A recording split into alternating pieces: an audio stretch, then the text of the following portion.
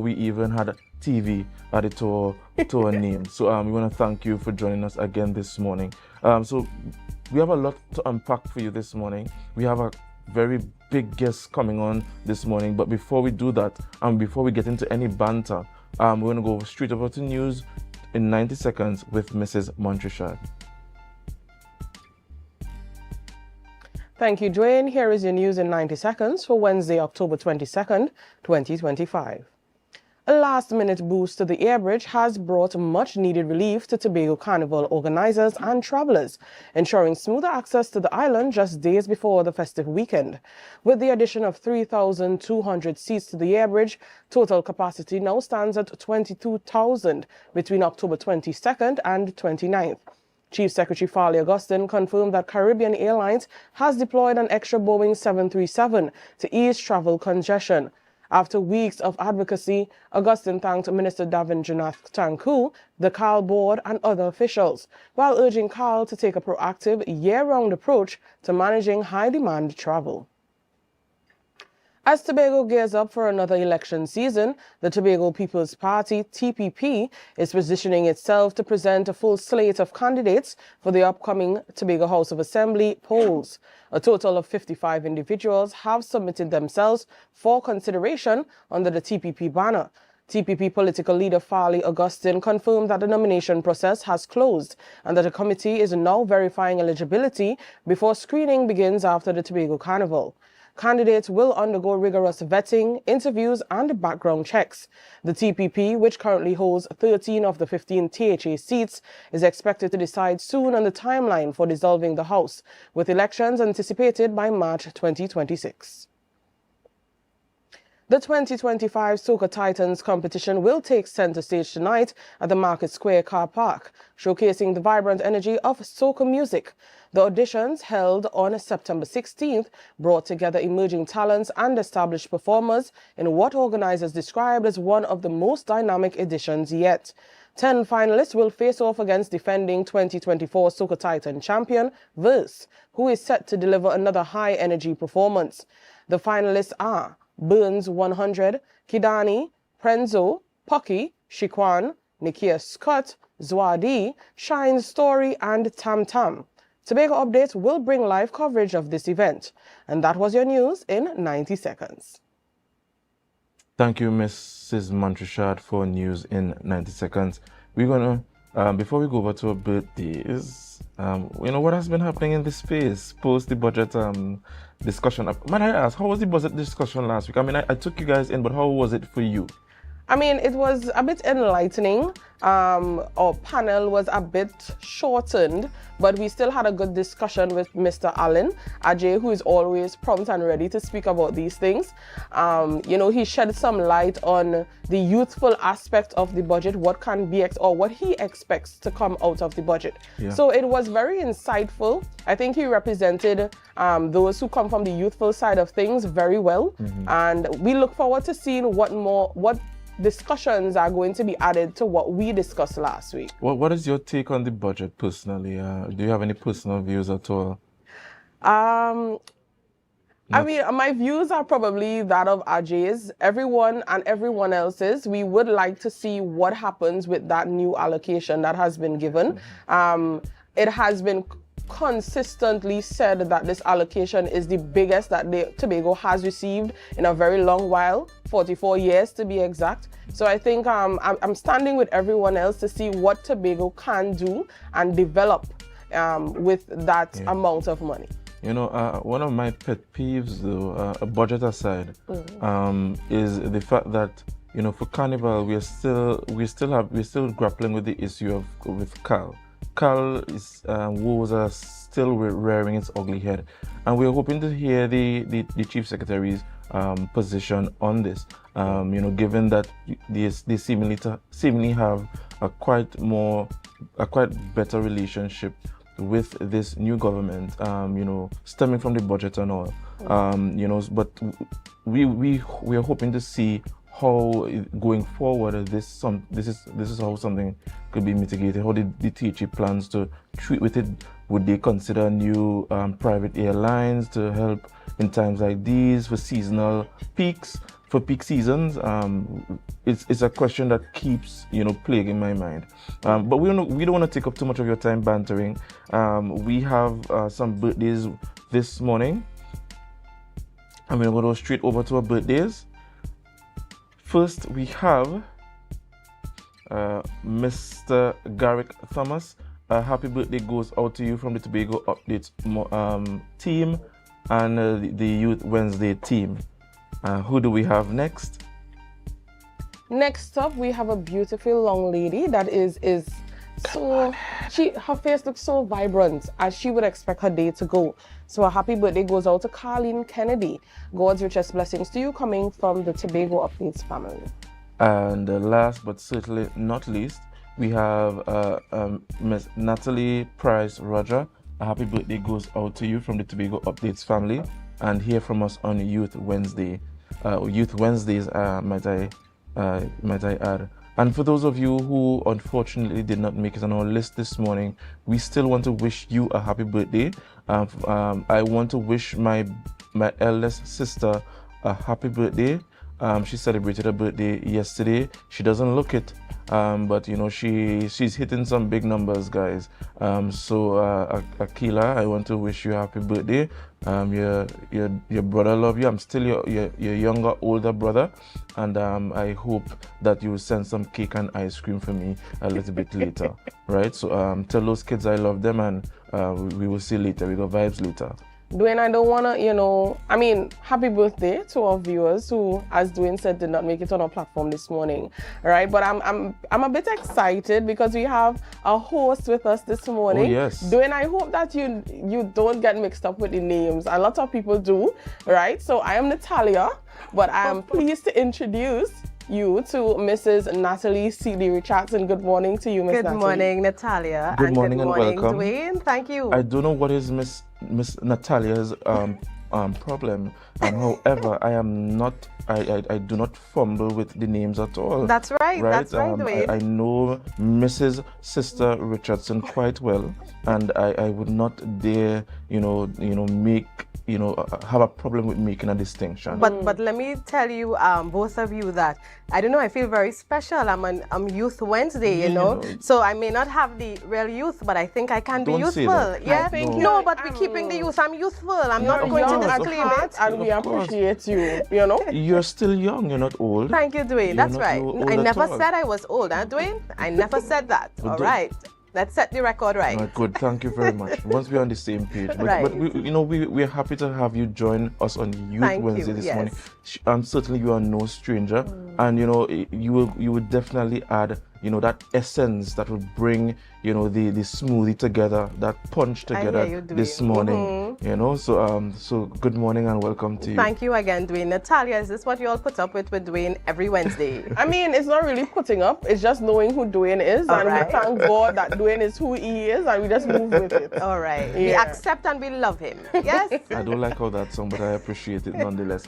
Guys, we want to take a quick break, and we will come right back to you with more. And remember to share the live, share the live, share the live.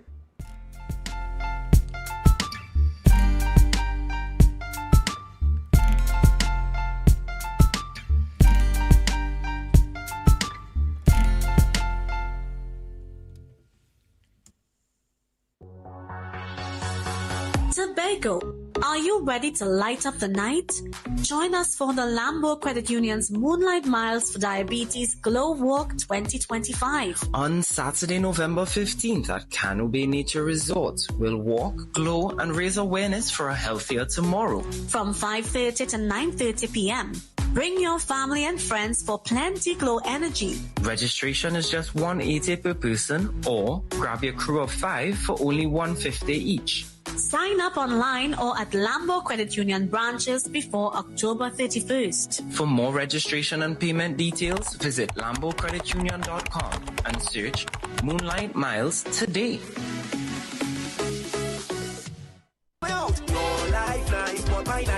The official hub for Tobago Carnival 2025. Tobago Updates presents the We Carnival series. where mass meets culture. Stay locked in for your chance to win tickets to hottest carnival events, a carnival bar hopping experience for you and your crew, and a weekend stay at Mandolina Grand Hotel. It's happening right here. Tobago Updates, We Carnival.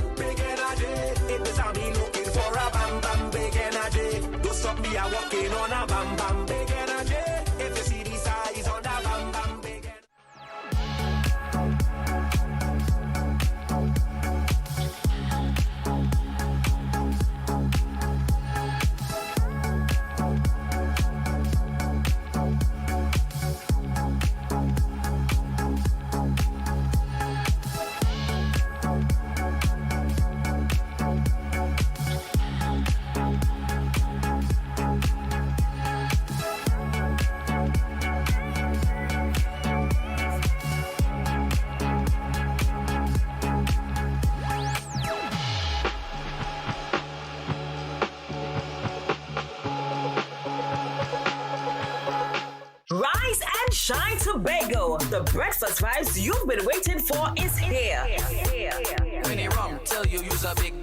It's time for Sun Up Tobago, the ultimate breakfast inclusive pool party that kicks off your carnival in style. Join us on Thursday, October 23rd from 6 a.m. to 12 noon at Scarborough House, 138 Milford Road. Music pumping, breakfast sizzling, coolers flowing, and vibes unmatched.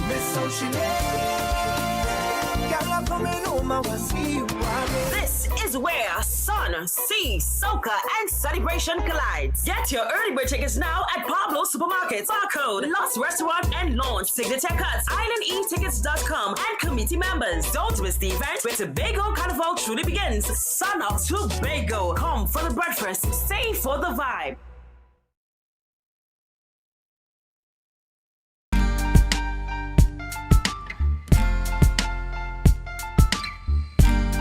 Put a smile on your face when you're moving from place to place. Good morning, good morning, morning, good morning, morning.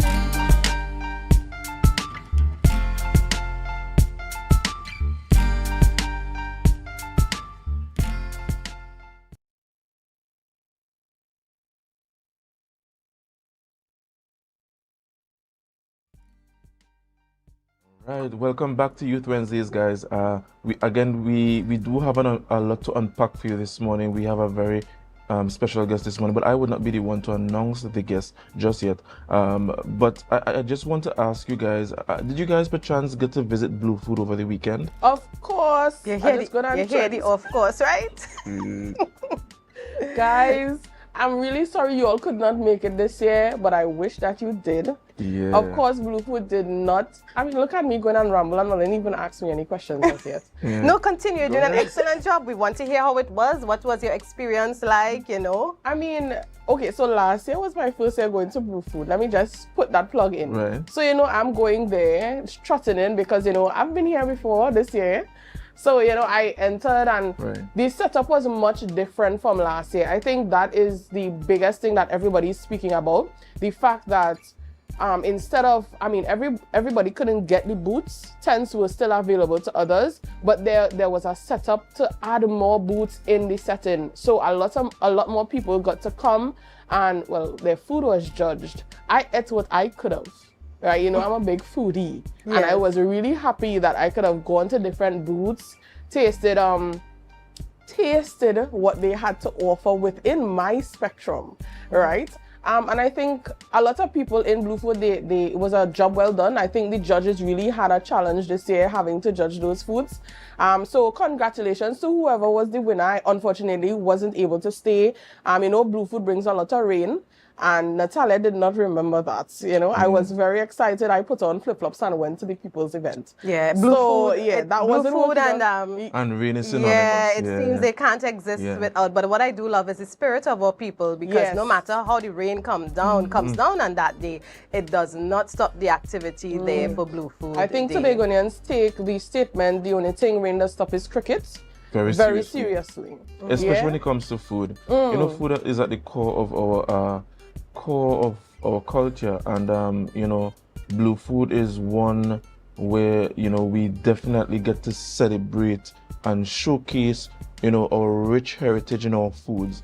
Blue Food, you know, highlights what we can do with a lot of our old-time staples like dasheen and yam, what we could do with crab and wild meat and all these kind of things, you know. So a lot of creativity, you know, in Blue Food that provides that opportunity for those in that area to showcase their talent as it pertains to food and craft and wines and anything food related.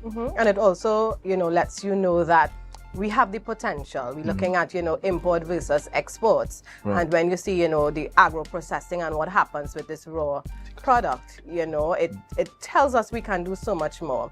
So Natalia and Dwayne, I think it's time for us to go to a quick break. When we return, Dwayne, well, we're telling Dwayne goodbye, Natalia, because he's not rejoining us. So viewers, it's always a pleasure to have Dwayne around. He's a bit mischievous, but we love him for that, and he brings the vibes, yeah? So Dwayne, Natalia and I, we're wishing you a very good day today, and don't let anybody ruffle you today. Right. And of course, before we take that small break, we of course have to introduce the guest that we'll have speaking to us this morning. Our beloved Chief Secretary, Farley Augustine, will be joining us this morning. We know we have a lot to speak about. There's elections coming up. This is post-budget era. So, you know, I know our viewers are looking forward to those conversations. Dwayne is smiling. It's okay when you can blush. You can go ahead. Why would I blush? Right? We are all excited to speak to the Chief Secretary this morning. I'm excited about the political side of things, to hear what, you know, he has to say about the budget, who his pick might be for the new Chief Justice, all of that. I'm interested in hearing all of that from our Chief Secretary this morning. I am too interested, but I see that smile trying to crack, and you should just crack that smile. Let's go for the break, guys. All right, so before we go, we just want to encourage them to share the live, share the live, share the live.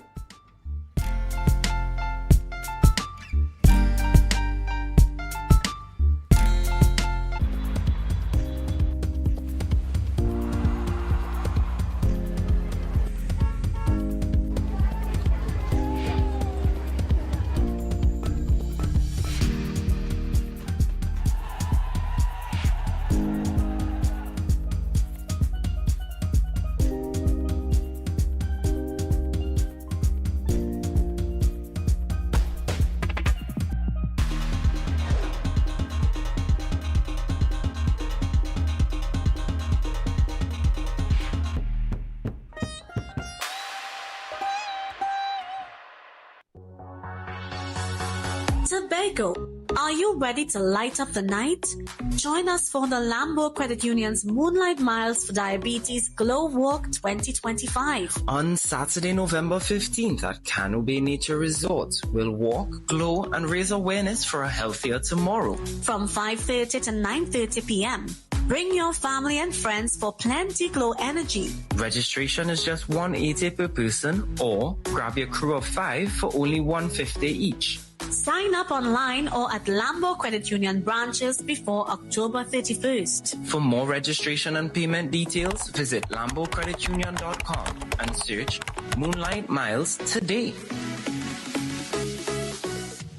That's essentially the main catalyst which drove Frenzy Mass. I mean, all of us would have done a lot of things together. And this was just the next step, man. Evolution. We lime, we party. So why don't we take all of that and bring it into Tobago, into a form of mass where we could go on Gallivant and do the same thing where other people could see what we do it on a bigger stage. But at this point in time, I think Frenzy is important to me. So I decided to put some energies there. It's our first year Tobago Carnival. You know, we now partner with Iconic Mass, and it's our first time. So I felt like, just see, come and really stamp your name and make that presence from the mass side of things. So that's the vibe, Frenzy Mass. Really excited for Tobago this year.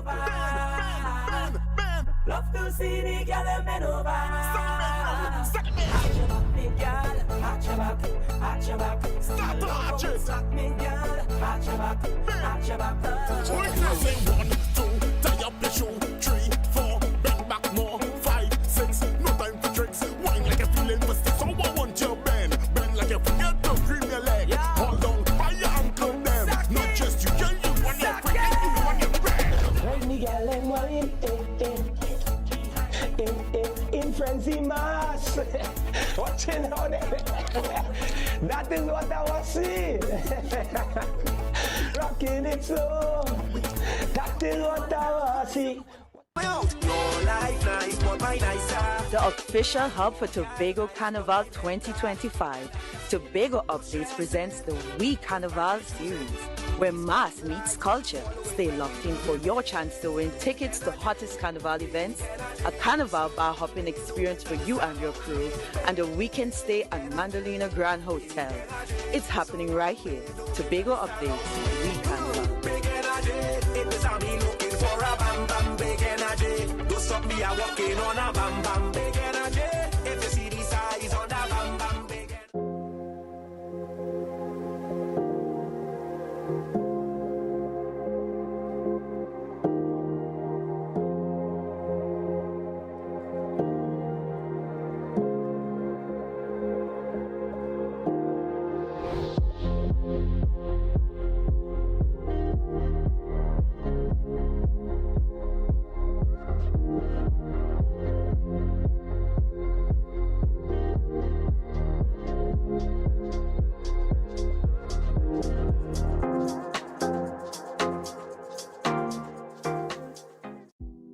Hair goals, we've got them. At S&R Hair Fantasy, we provide a wide variety of quality hair, the latest hair accessories, adult toys, skin lightening products, female underwear, and much more under one roof. Check us out on Shelbourne Street in Plymouth or call us at 317-0808. We're open Monday through Saturday, 10 a.m. to 6 p.m. S&R Hair Fantasy for queens who know exactly what they want.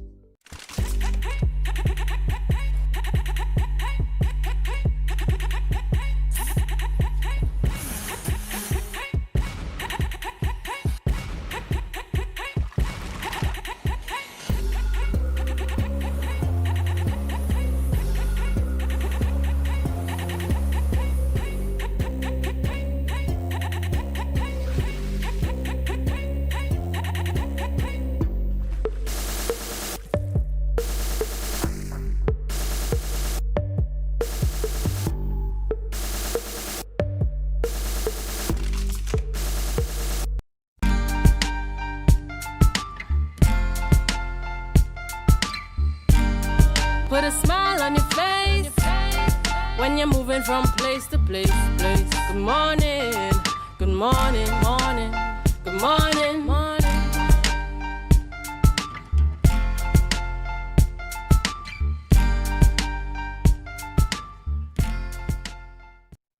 Thank you, viewers, for staying with us. You are viewing Youth Wednesday on Tobago Updates Television. And I'm not sure if Natalia and Dwayne shared the news, but we are on Digital Cable Network. Yes. We are there on channel 33. So if you have that as an option, you can check us out there. And it's my pleasure to co-host with Natalia this morning. And joining us, as we said before the break, is the Honorable Chief Secretary, Farley Augustine, with us. And of course, we're talking about elections right off the bat. We know that we are anticipating that date. And if it's not shared, we know that the law says it has to happen within a certain time. But the political parties have to be ready. They are getting ready. And of course, as we have the Chief Secretary with us, we must talk about the Tobago People's Party and where they are in their nomination process. So good morning and welcome. Good morning. Thank you for having me. Good morning, Tobago. Happy to be here this morning. All right, so we start off really hot. We have an addition of viewers this morning. Normally we'd be just on Flow and Amplia. So we thank you for being our first guest that will be on Digital Channel 33 this morning. My first question to you, Sister, well, Natalie said that we'll be jumping straight into the election conversation. Right. Where are we in the nomination process for elections? Or for your party? So my party closed nominations on Friday last, and currently we're doing the due diligence part of the process, because to qualify as a nominee you must be a member of the party. That's that's the basic criteria. So we checking our membership records against the nominations. We are verifying the signatures or the persons who co-signed to nominate these individuals, ensure that they in fact nominated individuals and no one fraudulently misrepresented anyone in getting their their nominations in. So once we have completed that, most likely today, by about lunchtime today, sometime this afternoon, or perhaps the latest tomorrow morning, we will declare who the nominees are. And right after the hectic weekend that we are coming up on, we will proceed into the screening process, which I suspect will take us a little longer than I anticipated, because from a cursory glance, we were somewhere around 55 nominations. Of course, that may go down if persons weren't duly nominated, but we're somewhere around 50, inching to 60, between 55 and 60 nominations. And so is to try to get that out. And then, of course, even as we go through the screening process, if it is felt that any of the districts coming up short, then we will ask the districts to reconsider and reopen in those particular districts, which is a normal part of the process. So the month of November will be a hotly contested month for us within the TPP. And that's because what we are seeing is quite a hot contest. There may only be about 2 areas that will probably be uncontested, maybe, from what I've seen so far, from the report I have received so far, but very hotly contested.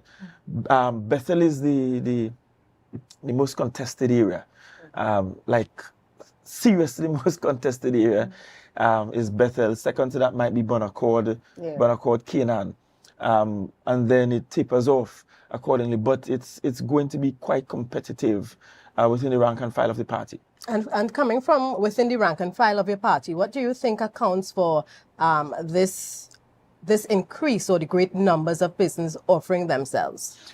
Well, to be honest, right now in Tobago, there is only one political organization that makes sense. We have one party that is a one-woman show. I don't know if they have a constitution. I don't know if they ever had internal elections. I don't know what democratic structures they have internally. Then we have another political organization, one that I was a part of. I'm not sure where they are in their process. I know that party has a constitution. In fact, I left one there, but I don't know what's happening in that process. And then we have our main competitors, or who we think is our main competitors. They went through a process quite hastily some months ago. And I think that might have been to serve someone's own political interest, but that's not my business. They went through their process and they picked some candidates. And I think the way Tobagonians are seeing it now is that the TPP is Tobago's only indigenous party that is focused only on Tobago. As in, we really could care less about how Trinidad chooses to do its business, but we focus primarily on Tobago and Tobago's people's business. And because of that, we have attracted a much larger following than any other at this time. Our membership rule is open and people can apply and join online. We have a very open door policy. So we're not very rigid in terms of who we accept as members of the organization. We believe that a political organization such as ours must be really and truly a coalition of the competent and the willing. We accept people who were members of other parties. In fact, you could walk out of another party today and join our party today. We don't have those hang-ups at all because it's open, it's all embracing, it's welcoming to all Tobagonians. We have quite a vociferous base, very opinionated base, who though they support strongly, have very strong opinions. And sometimes you see those strong opinions even online, some strong opinions about how things should be done. And we welcome that because it's a democratic organization. So we welcome criticisms internally. We welcome people having different opinions of how things should be done. We welcome people sometimes will will call or message about who they think I should make a secretary there, who I should remove there, what I should do there, why didn't I do that? And that's welcome in our party. And so having a strong democratic organization, it is not top-down, it was built bottom-up. The party symbol, I am not even a signatory at EBC to the party's signal and symbols, sorry. I am nowhere there. That's the party, based on this constitution, is completely in charge of its symbol, its accounts, and all of that. Because I wanted an organization to be built based on democratic principles and based on the fundamental principle that the people are in charge. And we are in a season where we entering screening, and we use this term screening lightly, but I don't. Coming from a strong Christian background, when I hear screening, I think of the scripture that speaks to, that time of harvest when the wheat and the tare grows together, and the wheat ought to be plucked up by the Lord of the harvest to allow the wheat to thrive and to grow. So for me, the screening process allows just that. Separating of sheep from the goats, and ensuring that which is best for Tobago is picked. And our screening process also is one where people get nominated. 6 people must endorse your nomination. Then the action groups or the district councils are asked to weigh in and to give an opinion and to rank the nominees based on their own assessment. Then they come to this screening process, which is an interview process. And then after all of that is done, then and only then the political leader has a say in terms of final scrutinizing of the would-be candidates. Of course, the Constitution allows the political leader to have a sort of a veto power, which is seldom used by me. I generally prefer if the candidates or the proposed candidates are not favorable, to send it back to the action groups for them to come back with some more suggestions instead of just saying no and handpicking someone. I always recommend sending it back. And more than that too, in our process, we also get simple things like police records. We do our own checks. We don't ask people to go and get a police record. We do our own checks with the intelligence community to see if any of the persons that submitted are people of interest, and all of those things we sort of scrutinize for in our process. Right. Okay. All right. So I'm hearing a lot of characteristics that you'd like to see come out of your nominees. Right? I want to have a sneak peek into what you're looking forward to in terms of character from these people who are chosen. Now, this is your personal thing. It's not something that you all have on paper that says this person has to be this person. But what would you like to see from your team going forward as the TPP? Right. So, in terms of the characteristics, that is pretty much decided by the public. And I have said to the team that I now lead, I say to them all the time, we are approaching a day when the people that we represent will ultimately be the judges of whether or not we should return on the ballot paper. It's not automatic. And the characteristics I think people look for, characteristics like honesty, integrity, characteristics such as one's willingness to serve people, humility, the ability for people to talk to you anywhere. Simple things matter. Simple things matter. And I'll give you an example. The Blue Food ended perhaps like just about 8 p.m. thereabout. And I left there probably an hour and a half afterwards. People in the car waiting on me because people trying to have conversations about other things. I will go to a funeral and somebody will start the conversation by saying, well, I know now is not the time and place, but, and I will say, it's okay, share it with me. One of the characteristics I think Tobagonians want from their representatives is that ability to communicate with the area rep, regardless, wherever, whenever. Whether you're on the beach, whether you're out having dinner, whether you're just at a funeral, whether you're at a church service, whether you went to a christening or a wake or you went to a wedding, people must find you reachable. People must find you accessible. People must find that you are able to just talk to the person. When I have public days, the record I have is about 75 persons in a day. I have had public days that go past 11 p.m. in the night. I mean, now I learned that is perhaps not the most productive, so I try to cut it back to very small bits over a longer period of time instead of a large amount on single days.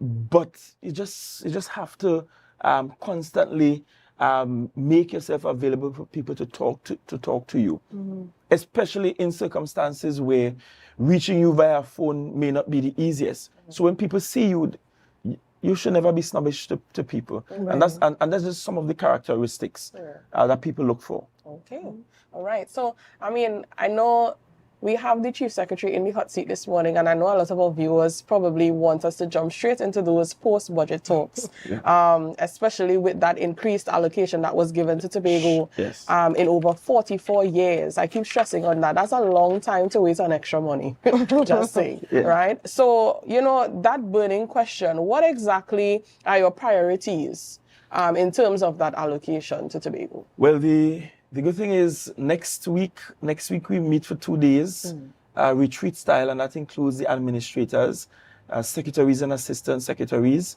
those from the Department of Planning and other key technical officers within the THA, technical public servants. And that meeting is where we sit and we hammer out the priorities and assign monies.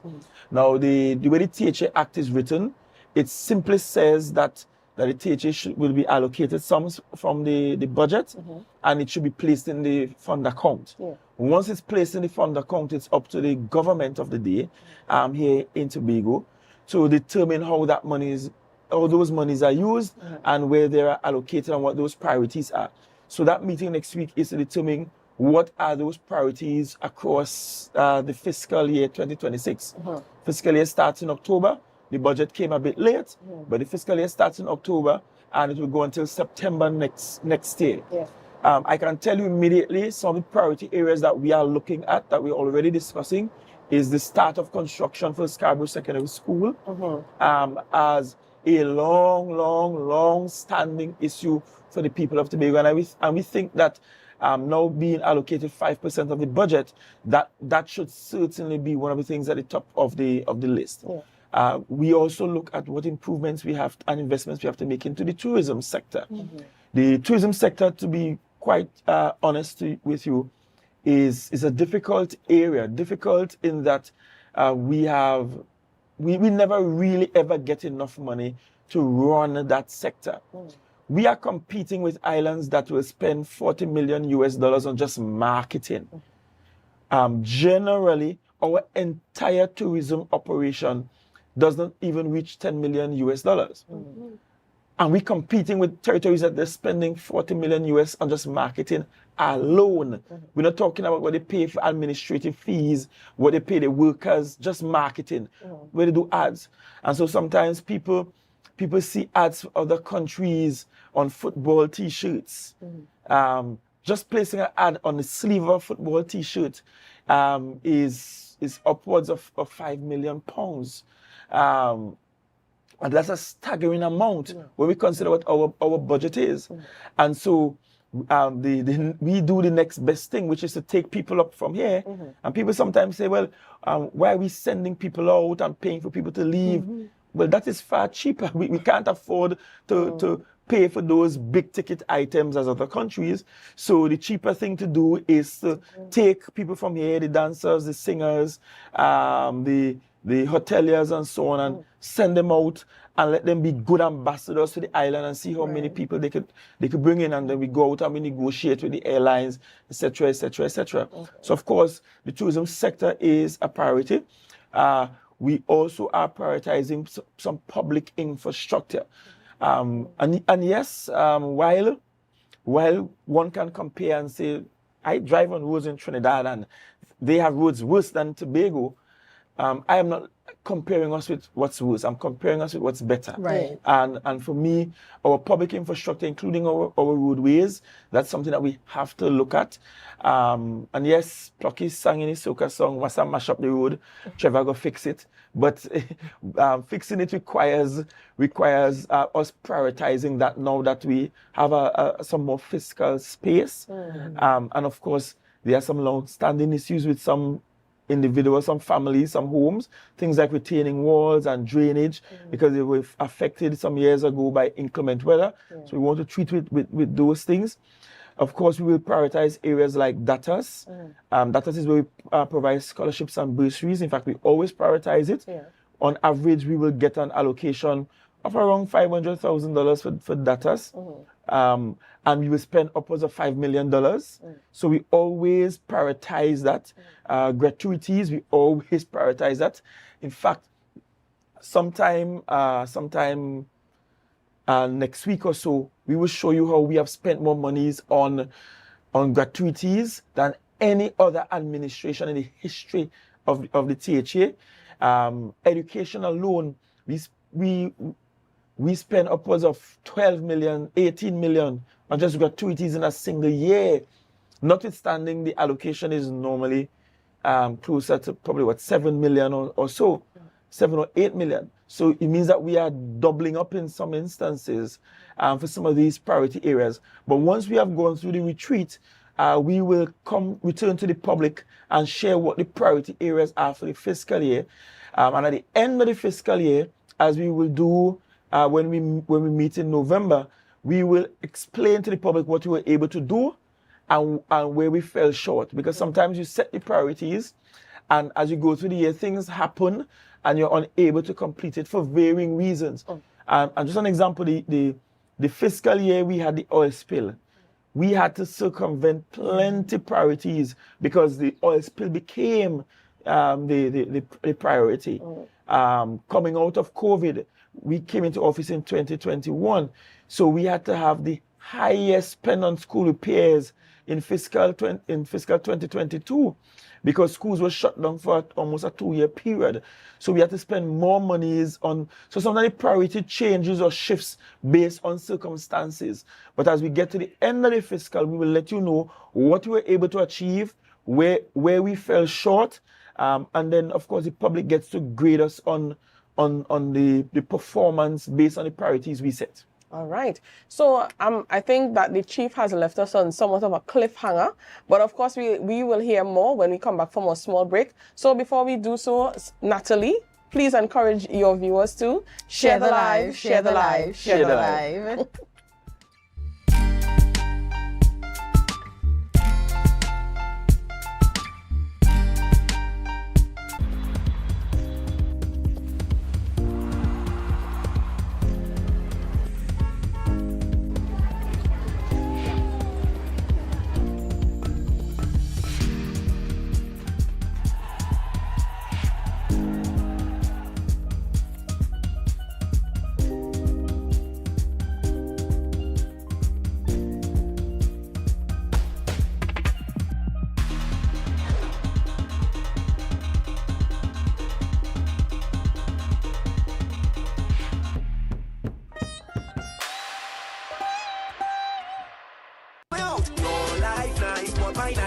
The official hub for Tobago Carnival 2025. Tobago Updates presents the We Carnival series, where mass meets culture. Stay locked in for your chance to win tickets to hottest carnival events, a carnival bar hopping experience for you and your crew, and a weekend stay at Mandalina Grand Hotel.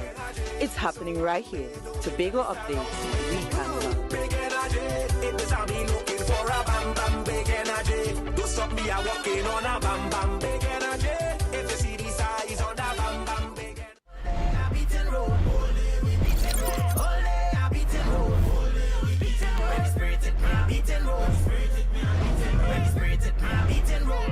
What to do? Let me see how stick you could get. See how stick you could get. Let me see how stick you could. See how stick you could. See how stick you could get. Let me see how stick you could get. See how stick you could get. Let me see how stick you could. See how stick you could. See how stick you could get. Wet me down, wet me down, wet me down.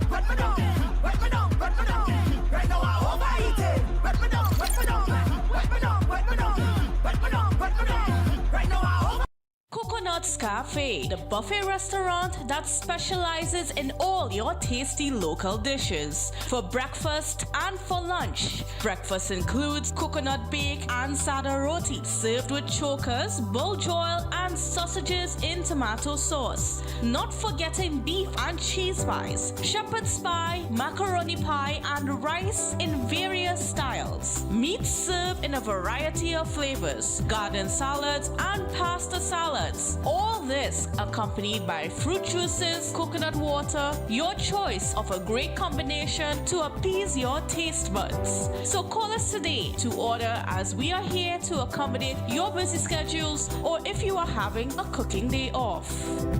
The road is calling. Tobago Carnival. Neon is coming. Presenting the Mashup King himself, DJ Kai, alongside the voice of the people, Boy Boy. The dynamic duo bringing pure fire to the road, CSI Khaled and Selecta Stefan. And Tobago's own, the people's champion, DJ Big Youth. This is Neon Night Mass.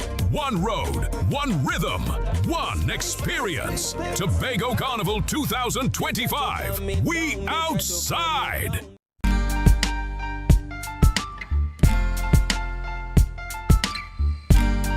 Put a smile on your face when you're moving from place to place. Good morning, good morning, morning, good morning, morning.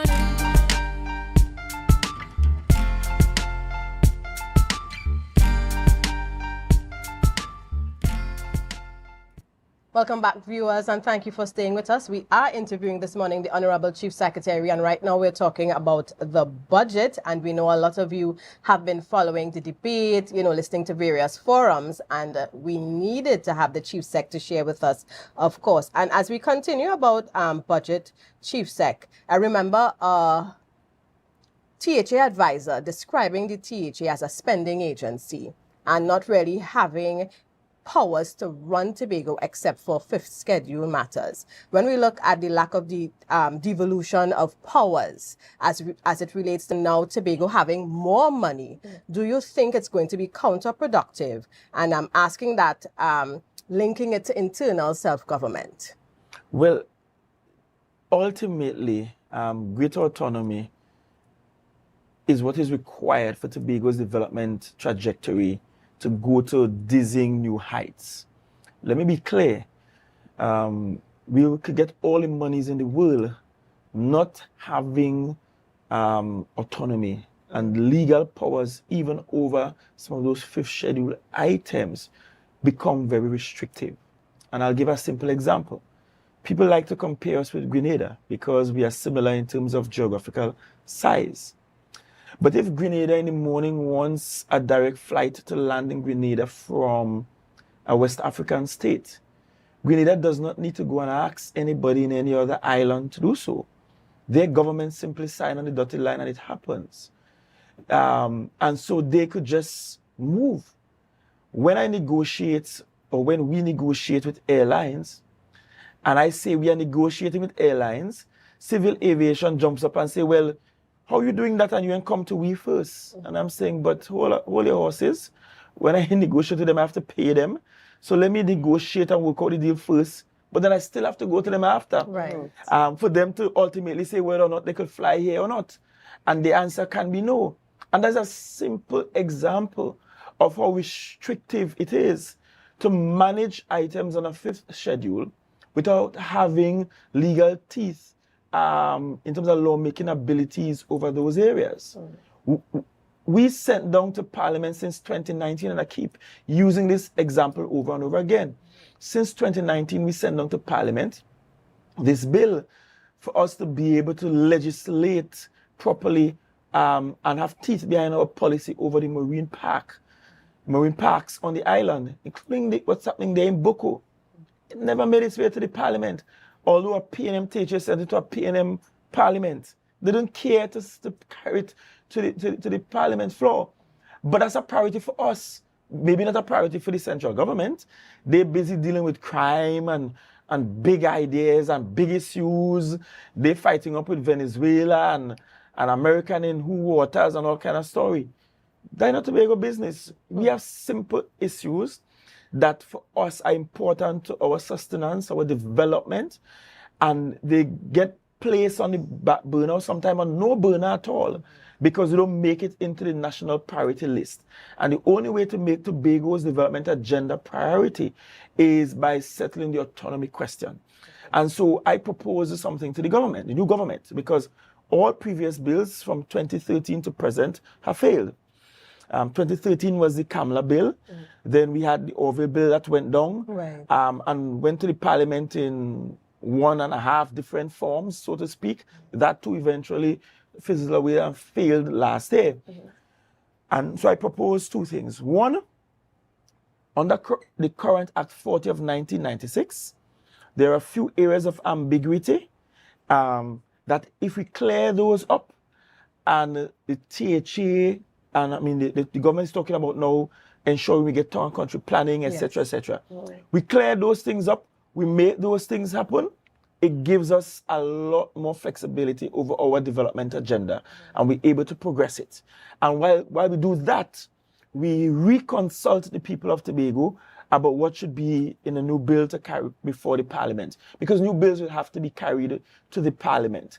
And of course, let me be clear from the onset that there are some areas that Tobago will not accept. Tobago will not accept a bill that does not give us power over our maritime space and our ability to utilize such space and exploit resources in such an area. So we're not accepting a bill that doesn't have that in some measure or form. And that's one of the sticking points for us. So I expect those consultations to start soon. Certainly, I am not thinking or seeing that there will be a bill that will come before Parliament and pass before the next election. I don't see that as being a possibility because there will be need for some consultation to happen. But as I'm saying, while those consultations are happening, we ought to ensure that Act 40 of 1996 is expanded to its fullest and we utilize it to its fullest. For example, Act 40 of 1996 says all businesses being performed in Tobago should pay the taxes for their Tobago business in Tobago. That has never happened. Courts and RBC and FCB and Scotiabank, they have never paid a single cent of their tax for Tobago business in Tobago, not 1 cent. All government revenue in Tobago should remain in Tobago. That's the law. But when you pay your speeding ticket, that doesn't remain in Tobago. TT Post sends your money back to Trinidad. But the law says all government revenue must remain in Tobago. It doesn't. So we haven't even been utilizing all of Act 40 of 1996. And I'm saying, while we haggle and consult over what the new bills should be, let us expand fully and utilize fully Act 40 of 1996. So it's a 2-pronged approach. All right. So in the past years, and even now, having this conversation with you, we see that Tobago's development has been a major focus, right? If not on the front burner, the burner is now burning brighter. So now we have a question, or a statement rather, coming from the Minority Leader, Mr. Kelvin Morris, stating that the development fund will take a hit of 3.5 million TT dollars.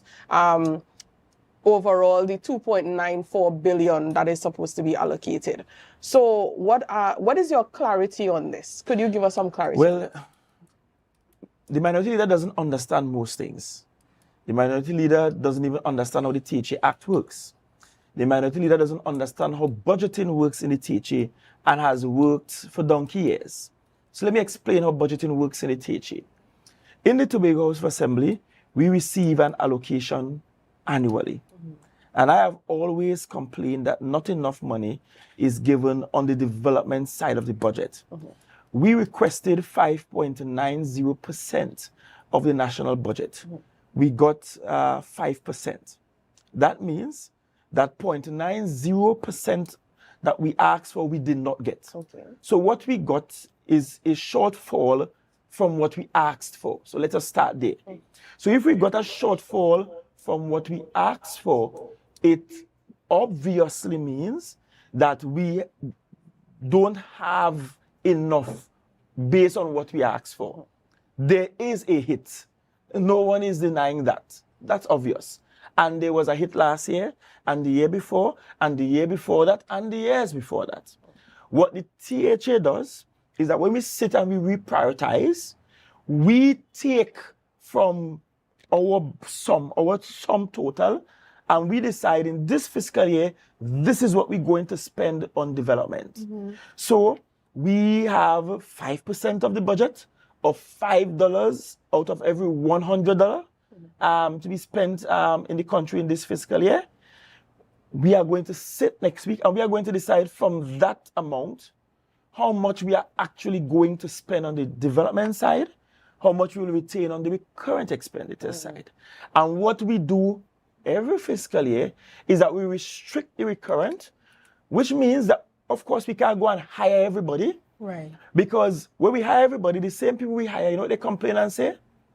Well, we waiting long for the cement truck to come. You know how long we waiting on materials to arrive? You know why? Because the division is making a decision between paying you your salary and buying those materials. Buying those materials come from the development vote. Paying you your salary comes from the current expenditure side of the budget. So what we do is that we restrict the recurrent side and we spend more on the development side. Yeah. The point is, having 5% of the budget means that we have more fiscal space than we have ever had before. It means that we have more monies that we can move around to priority projects and to prioritize some of those development works that we want. And know what is interesting is that the minority leader could know that there is a hit on the DP this year, but last year he did not acknowledge there was a hit on the DP. The year before that, no, the year before that, no, the 10 years before this year, has he ever acknowledged that we had a hit on the DP? And that's hypocrisy. I am saying we have always had a hit on the DP because when the Minister of Finance doesn't give us all that we ask for, most times what they do is give us what we ask for on the current expenditure side, but not on the development side. And that it is our task, given that the law says the monies must be placed in the fund account of the THA, and then the THA does what it wants with it.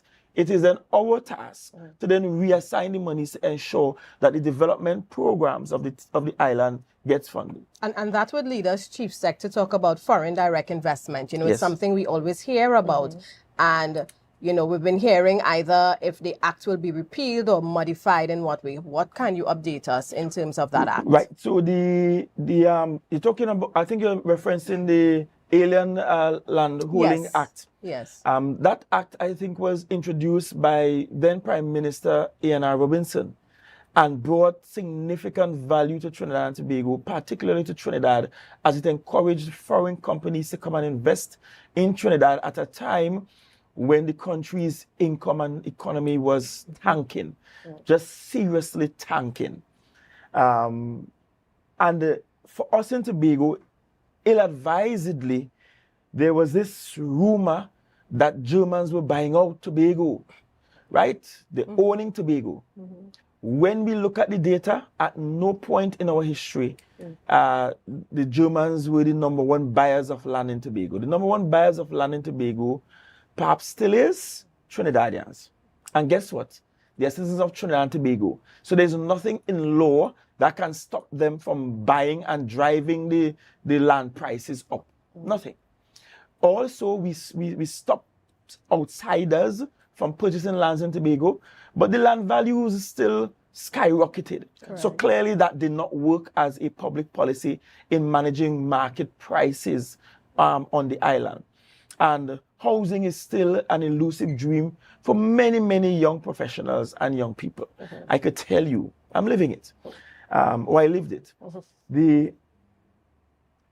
So the policy now is to remove this thing where the Minister of Finance must grant permission for an outsider, for a foreigner to purchase land in Tobago.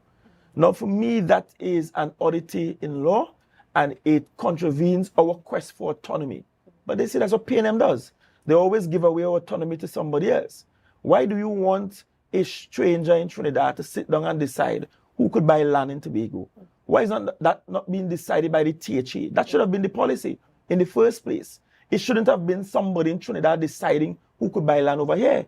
It should have been Tobagonians deciding that for ourselves, because we best know the terrain. We best know which areas we would like foreign investment and which areas we want to preserve for indigenous cultures and preserve the environment and so on. No Minister of Finance knows that. And so what has happened over the years is that most requests to the Minister of Finance just went unanswered. No foreign investor is going to wait on a country to take 10 years, 15 years to decide on whether or not I could invest in you. They're not going to wait. They're going to take their money and go elsewhere, which is what constantly happens because the poor Minister of Finance sit down there afraid to make a decision. He doesn't know the lay of the land. He ain't want nobody to cuss him because he say yes inappropriately. Yeah. And he's not saying no either. So the application's just there languishing. Right. And I have another fear. If we have a menacing foreign investor, what stops that a foreign investor from passing some money under the table to bribe a single Minister of Finance to say yes? So there are so many possibilities that can go wrong. And I'm saying what should have happened in the first place is what we are seeking to have happen now, which is moving that arrangement to Tobago and letting Tobagonians decide on really and truly where foreign investment should take place and where it shouldn't take place. That shouldn't be decided by some stranger down in Trinidad. And it should be a clear process where an answer can be had within the space, within a reasonable time frame. It shouldn't be something that takes inordinately long. It's either yes, no. It could never be I don't know. Right. Either or. All right. Could you bring some clarity as well? No, I'm the person that wants the clarity. Yeah, as well as I think it was PDP leader Watson Duke. He also asked about the contingency plan that you may have should the expenditure not go the way you want it to go. As you said, you'll be focusing a lot on the priorities that need to be addressed with the allocation that was given. So what is the contingency plan should it not go the way you would like it to? Well, we have been utilizing contingency plans. We just completed a brand new road, 2.2 kilometers going through the Friendship Estate. Yeah. We did not have the budget for that. And so we used the design build finance modality, which meant that a company had to come up with $80+ million up front, right? And spend their money up front to get that road done. So that we could have that road, because we just didn't have the budget for it. And then we pay, of course, we'll have to pay over several years the contractor that did that road. That's just how we work. And that's just one example of utilizing other mechanisms. The court adjudicated on the Milshelf issue at the Privy Council. The THA lost that case. That case was ongoing since Orville, London. But to be fair, the Milshelf deal was a horrible deal. But again, once PNM makes a deal, it's a horrible deal. So the Milshelf deal was a horrible deal. Tobagonians paying an arm and a leg every year. We pay, 20-something million every year for that Milshelf. Plus, the Division of Finance have to pay like some $500,000 just for cleaning services. So we can't even hire our own people to make fixes and so on in that building. It was a terrible deal. And not only was that a terrible deal, that was a deal where those lands were had belonged to the THA. Those lands belonged to the THA, as a matter of fact. So those lands belonged to us. We leased those lands to the company for small change. The company then went to take a loan on that land, build the property, and then charge us big money to pay for it, when it is our land in the first place. Horrible deal. We are not going to make any of those deals as contingency to the on-budget expenditure. We are going to ensure that the deals are right, that they're transparent, that they're fair, that they make sense, CENTS, to the people of Tobago and to our pockets, because we don't want to put in debt future generations unnecessarily, like what happened with the Milshelf issue. And, you know, we must make way for GMT pretty soon, Chief Secretary Natalia. Yes. But we need to ask you, you know, today is our Chief Justice's last day in office as he prepares to retire. And there are people, you know, speculating who may be the next Chief Justice. I don't know if you had time to see some of the names being bandied about, but you have within that lineup 2 females. We have Justice of the Appeals Lucky and Pemberton. We have, I think, Justice of the Appeal Henderson and some other names. What, you have any speculation? Well, I have no speculations. Whoever they put, we will have to work with. Yes. The law doesn't allow for the Chief Secretary to be consulted in the process. The consultation is with the Prime Minister and the opposition leader. In that regard, it's interesting times. Yeah. I'm not sure if the substantive president is on the seat or if it is Wayne Mark still acting. I think he's still acting. Also, all of that is in the mix. Yes. As well. So quite interesting political times. But I don't want to miss the opportunity to, you know, to acknowledge the work of retiring today Chief Justice Ivor Archie, ORTT. Mr. Archie is Tobagonian. If my memory serves me correct, is the first Tobagonian to become Chief Justice in the country. The youngest Chief Justice we have ever had. The longest serving Chief Justice we have ever had. Mr. Archie was one of our bright bulbs, is one of our bright bulbs. When he attended secondary school, I have not heard of people skipping classes in secondary school. I think he spent only 3 years in secondary school. So that should tell you.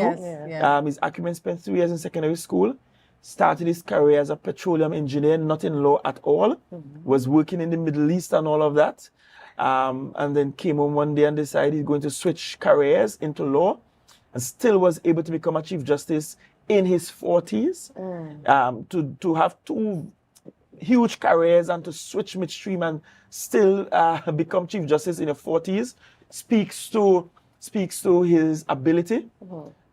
He tried his best to modernize the court and to introduce technology into the court system. I think where he had a challenge was treating with how quickly we could move cases out of the docket. And that's a long-standing issue for us. We have significant issues with delayed justice. Too many people in remand yard who is just waiting to get a verdict, which is unfair. It's unfair to lock somebody up and treat them as though they are guilty and they just can't get a verdict year on year on year on year. So whoever the new Chief Justice is, that is issue number 1 to be solved. I think Trinidad and Tobago have the brightest legal minds in the entire Caribbean, barring none. I actually do think so. And I think we have enough talent in the country that we could find somebody who could do it. And I hope that we are not going to politicize unnecessarily this whole process of getting a new Chief Justice. I hope we won't. I genuinely hope we won't.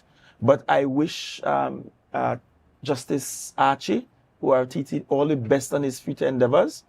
I spoke to him at a function being held by the Chilean embassy, and I asked him about his future endeavors, and he spoke to me about going into legal education and setting up a framework to train people in good jurisprudence and that kind of thing.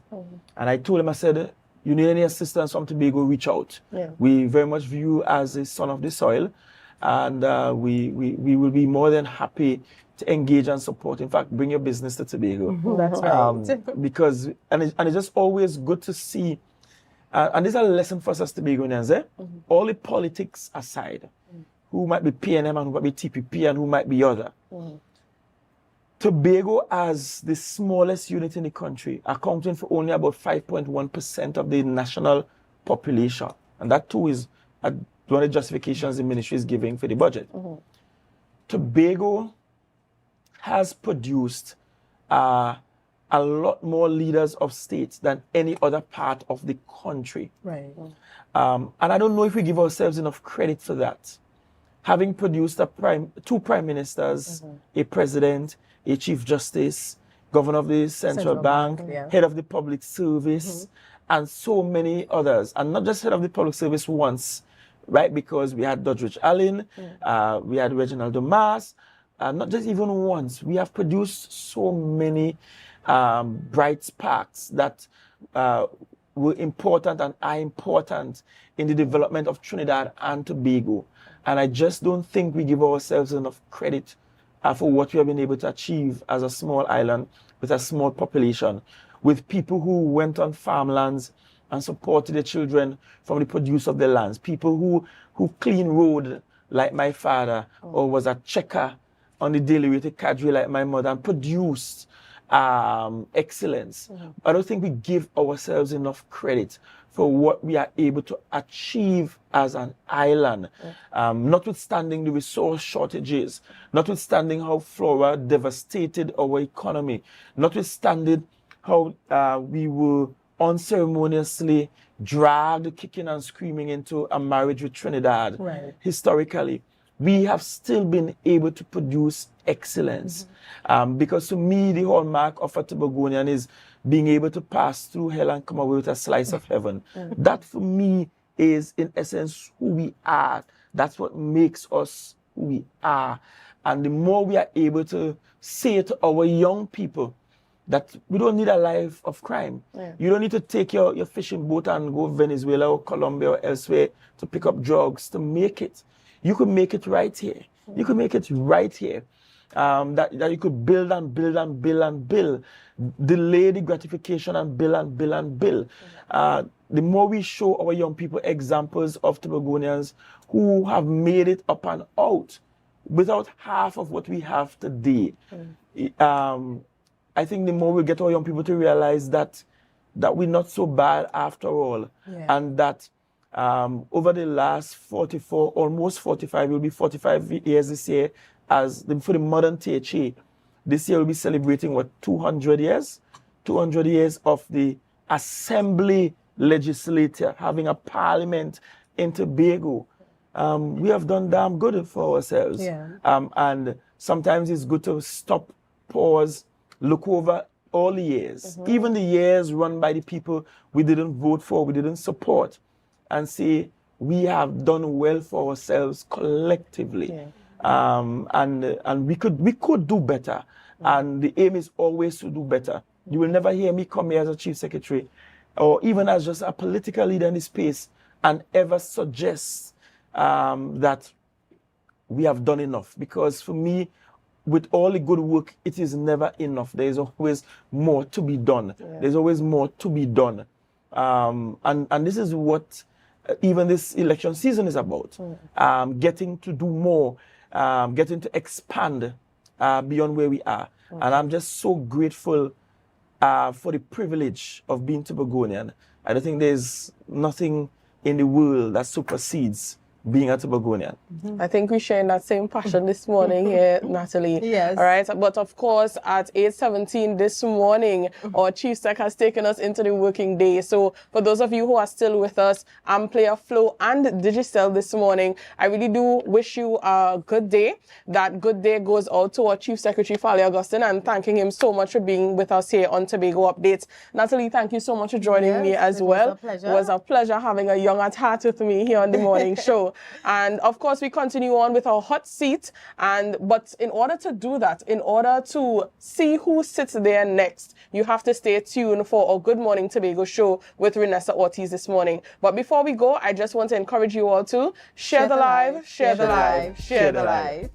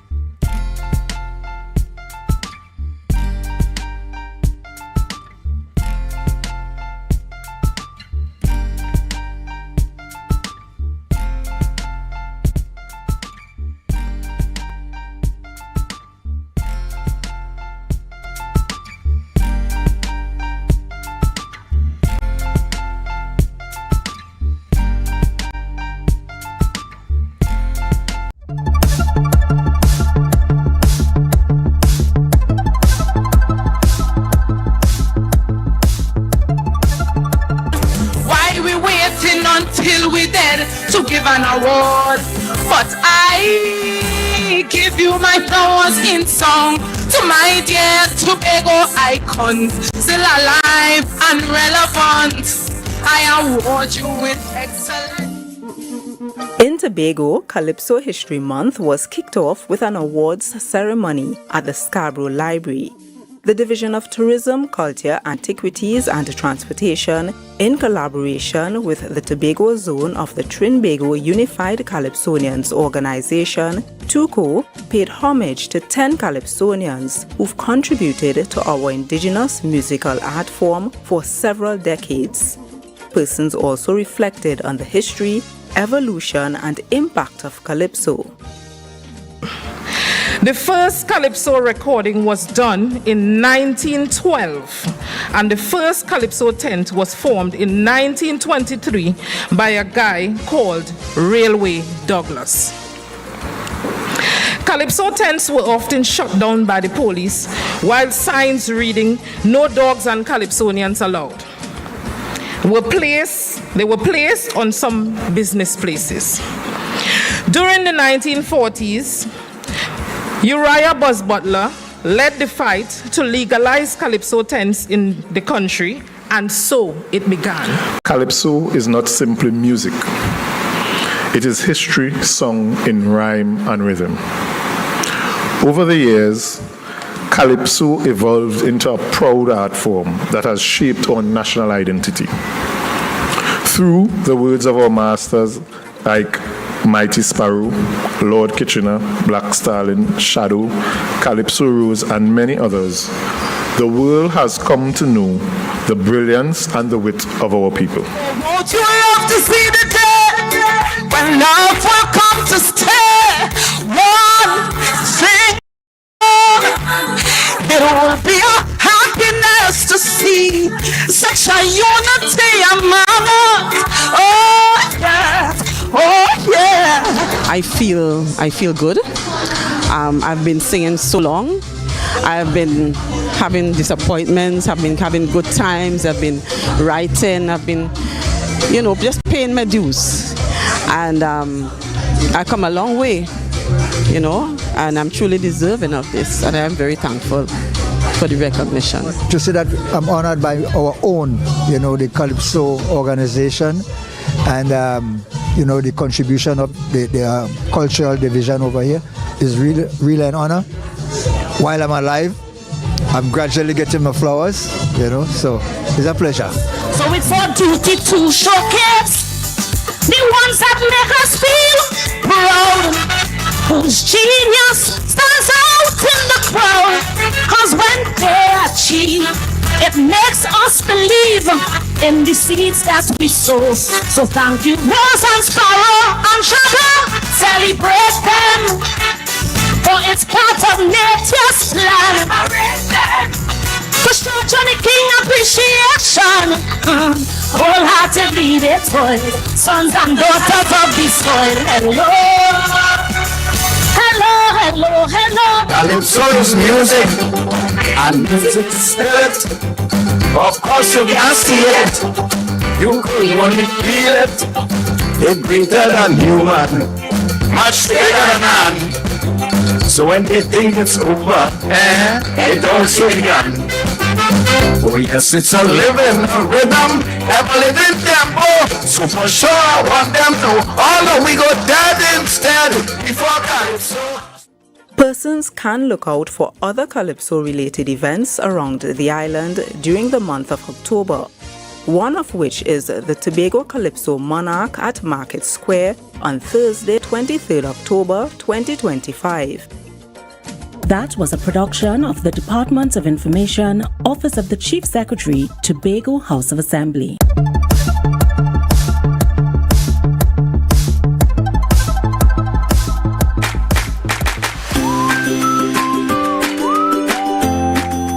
Lamfest 2025, now in its third year, being the second event on the calendar for the World Food Day celebrations, did not disappoint, as it showcased the culinary skills of our local chefs here on the island.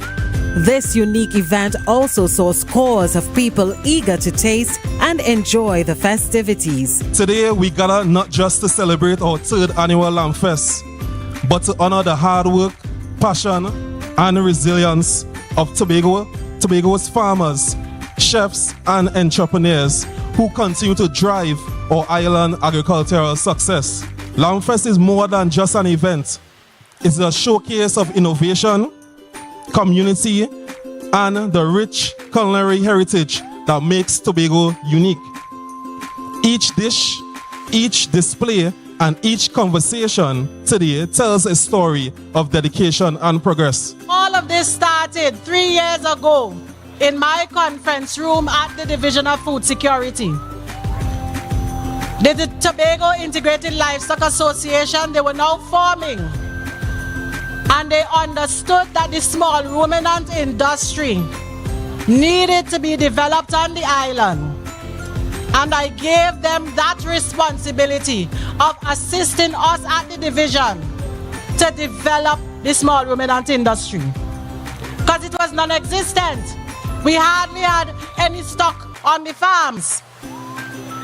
And 3 years later, we're now having 3 Lamb Fests in Tobago. This is the first Lamb Fest where all the meats have been sold out, have been purchased by the caterers.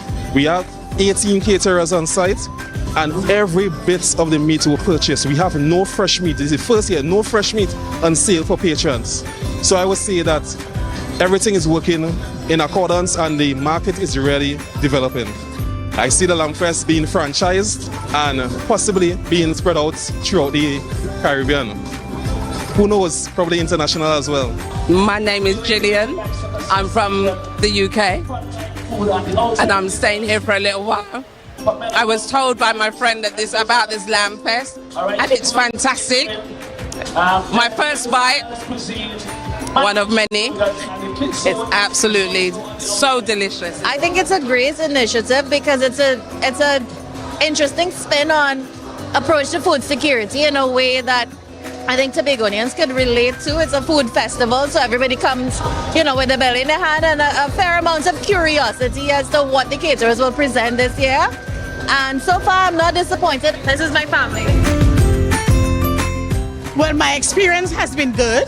The food is excellent. And I suppose when you come here, you will get lamb in different styles that you don't normally do at home. So that's why I come.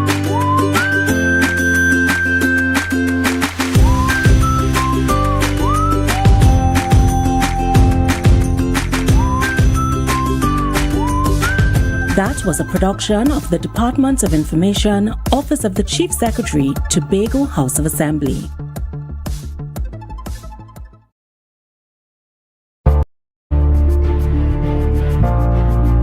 You're viewing Tobago Updates Television, your exclusive gateway to Tobago, broadcasting the beauty of this island paradise to the world.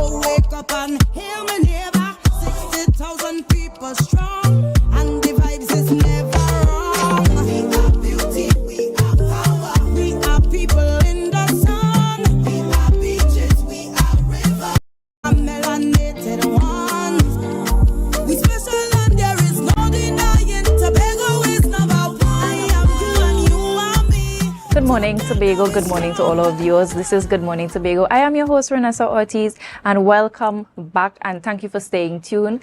Welcome to all our viewers from AMPLIA 102, Flow 101, and also to our new station added on Digicel at Channel 33. This morning we have a packed set of interviews here for you. Thank you for staying with us.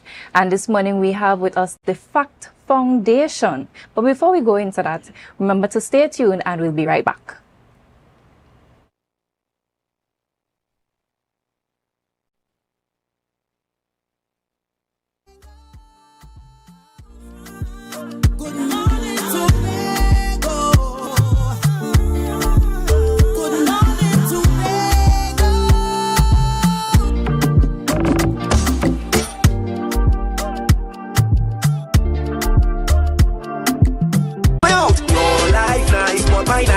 the official hub for Tobago Carnival 2025. Tobago Updates presents the We Carnival series, where mass meets culture. Stay locked in for your chance to win tickets to hottest carnival events, a carnival bar hopping experience for you and your crew, and a weekend stay at Mandalina Grand Hotel.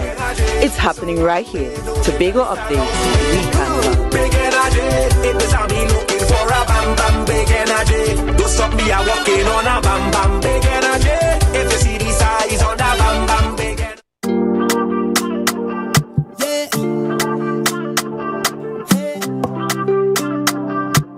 Tobago Updates. Good morning, Tobago.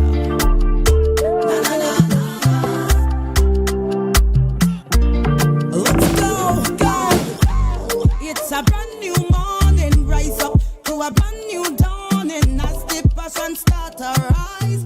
Welcome back to Good Morning Tobago. I am here with the FACT Foundation this morning. And for those of you wondering what the FACT Foundation is, it stands for Fashion, Art, Creativity, Talent, and Therapy. And it's on a mission to help youth express themselves through the arts. In collaboration with the Elevate Creative Program, we are here talking about Miss Tobago's representative for Miss World Trinidad and Tobago, Shanique Marslin. She's here to talk about her flagship project, talking about traditional mask characters and how she's going to incorporate art, fashion, and creativity into her beauty with a purpose. Good morning and welcome to you, ladies. Can you introduce yourself for our viewers? Good morning. I am Jamie Beard. I'm the program director for the Beauty of a Purpose. And good morning, everyone. My name is Mrs. Marslin. I am the managing director of Miss Tobago. I am the mommy. I'm also the overseer of all aspects of the FACT Foundation project.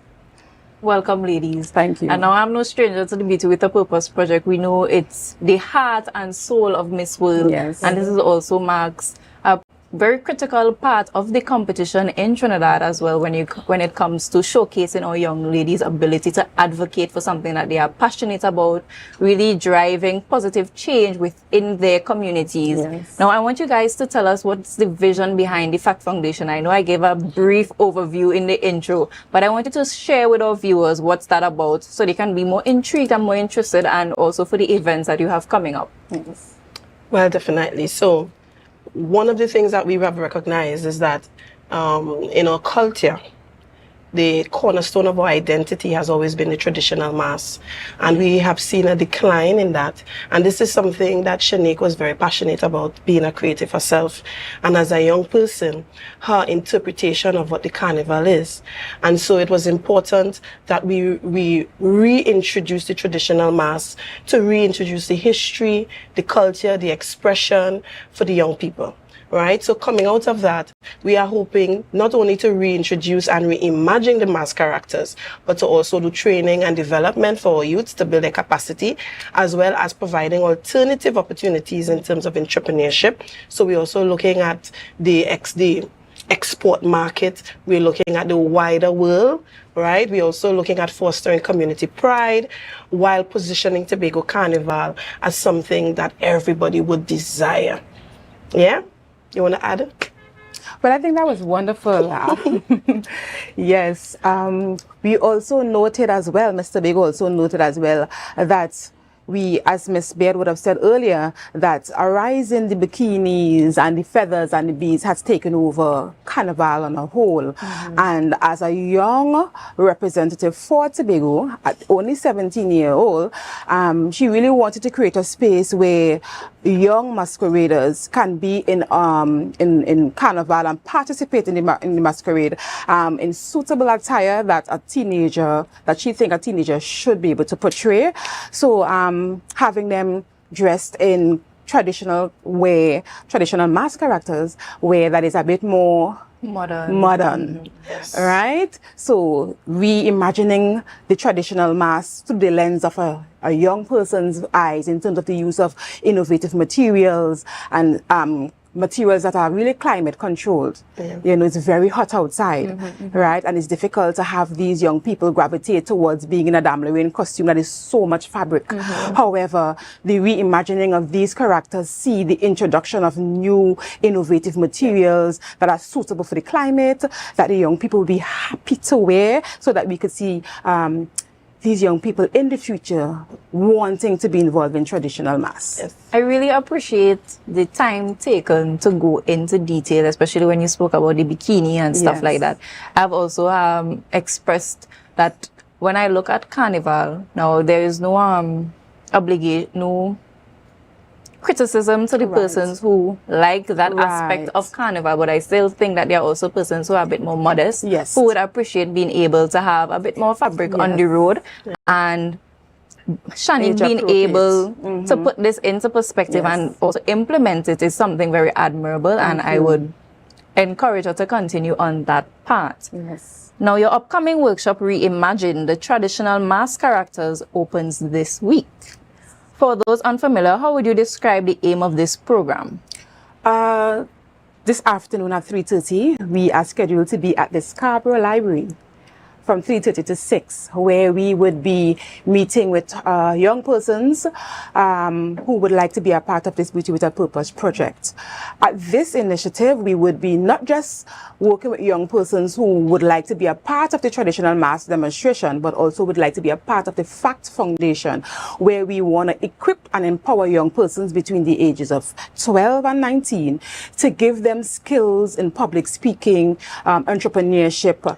We have a lot of workshop planned for them in the creative industry, as Miss Baird would have said, jewelry making, sewing, painting, talents. So this FACT Foundation is not just about Carnival. This is just one aspect of a launch of a project that we want to take on. However, continuity requires us to empower the young people of Tobago by giving them skills, development, in the ability to present themselves positively to Tobago, be able to be great public speakers.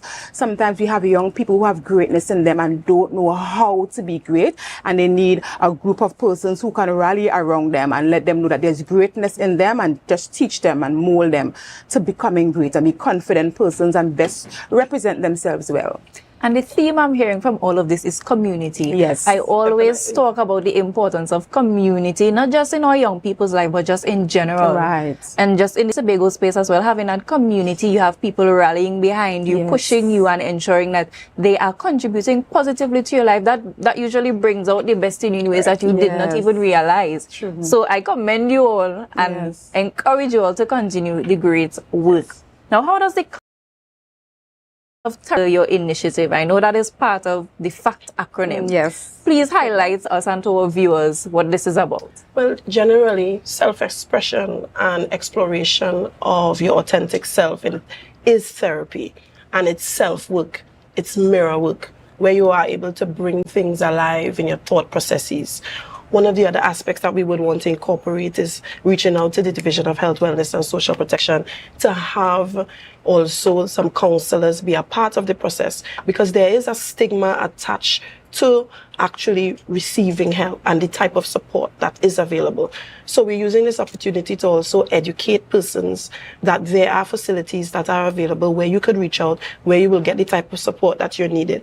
But apart from that, we are also giving you the skill set to be able to self-identify, to be able to reflect. We're looking at also using mediums of self-expression so that you're not left in the dark. There's always an opportunity to grow. There's always an opportunity to heal. And that is critical. Very critical. And one part of being able to identify and truly recognize what your past is in this world is also self-discovery. Yes. And being able to identify who you are outside of the crowd, outside of everyone telling you, this is who you should be, this is what you should be doing. And ensuring that you guys implemented that within the program, especially for young people, is so critical and crucial, because now is the time where they are being formed and shaped. Yes. And you know, Miss Tobago, one of her mantra during this pageant experience is always, it's okay to be yourself. And she always says, that's your superpower. So, you know, there's as a young person, you know, going through school, you might have experiences where she was a quiet one or she was not a popular child. However, she always believed in being herself, and she always said that, you know, being herself is a superpower for her. And she always advocate for young persons to be okay with being themselves. You know? And that is truly, truly commendable, because in a space now, especially with social media and all of the pressure to be what is out there, truly taking that courage back and choosing to be authentic takes real courage. Yes, it does. It's a degree of maturity. And although she's only 17, it shows in her presence when she enters a room, you know, and her conversation in general. So this project goes deeper, it's a deeper intention, and that's why it's so critical that we must focus on sustainability. Yes. And in order for it to be sustainable, we need to focus on the youth population, educating them, giving them the necessary support. Even us, as being part of the team, we have a wealth of experience as young women growing in the space as well. So there's a mentorship, there's guidance, and then we have the Elevate Creative Program, who is also in partnership, who builds on the creativity and the self-expression and fabric and the history and the story and the culture, the drama. That is who we are as Tobagonians. And we are actually focusing on celebrating that. Because the world needs us. The world sees us, but we first need to see ourselves. And that is where the Fact Foundation stands and creates a pillar for Tobagonians. And that's where that whole creative expression comes in, because we often tend to look at creativity as a separate entity of ourselves, when in fact it's embedded. Especially as Tobagonians, where we have so much folklore, we have so much traditional mass characters available and present, but some of these things have been slowly been declining because they are not presented or even taught. Exactly. So actually, as Tobagonians, we are the living, breathing facts. We are fashionable people. We are very artistic. Yes, we are. We are creative we as have a people. Quite a lot of we are very people. talented. Right? And we use all of these mediums as a form of relaxation or therapy for us. So that is who we are as a people. Yeah, time to celebrate that. Yes. I just wanted to add before we go, no problem. one of the critical elements of this also is the alignment of the UN SDG goals, right? And this in itself is linked to the THA pillars, and it's important for us to understand the importance of collaboration and connecting all the dots, so that when we operate, we are able to be more impactful, we are able to meet all the outcomes, we are able to measure all the things that we are able to achieve, right? And so this in itself is what brings the FACT program into relevance and active duty. Right? So we have the SDG goals 8, 9, 10, 11. We're also looking at responsible consumption, which is 12. Education, innovation and infrastructure. We're looking at even peace and justice and strong institutions. Inclusion as well, right? And one of the key elements as well is partnership for goals. So we also want to advocate persons in Tobago to reach out, to contribute, to come on board. There is the link for the Miss World Trinidad and Tobago, where we need the support, the votes, continue to share and like her images, her photos, her videos, because this cannot happen without Tobago rallying behind her. It's impossible. As much as she is performing well, she still needs that support. She needs it even more, because just like there's only one Tobagonian. And we have 60,000. Correct. And we have so many of our Trinidad counterparts. And it's so much easier for them. They could get up in the morning and just drive to the venue. There's so much logistics and planning and expense that for her to reach to Trinidad and be able to show up every time.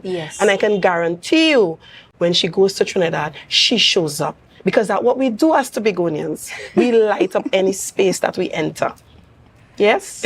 Now, before we wrap up, I just want you guys to again remind our viewers and anyone interested the date, the time, and the venue of this traditional workshop. and what they can look forward to, especially the parade of the mass characters. We have our orientation session happening this evening at the Scarborough Library from 3:30 to 6. We are inviting young persons between the ages of 12 and 19 to come and be a part of the orientation session. They would get more information about the Fact Foundation, as well as we would also be registering these young persons to actually portray various elements of the traditional mass.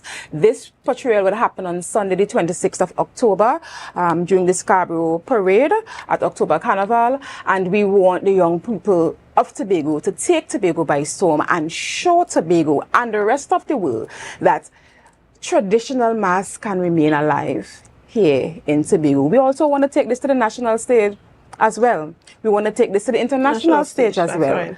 So we want to encourage young persons to come out, to be a part of the Fact Foundation initiative, be a part of Miss Tobago's Beauty with a Purpose project as she vie for the crown of Miss World.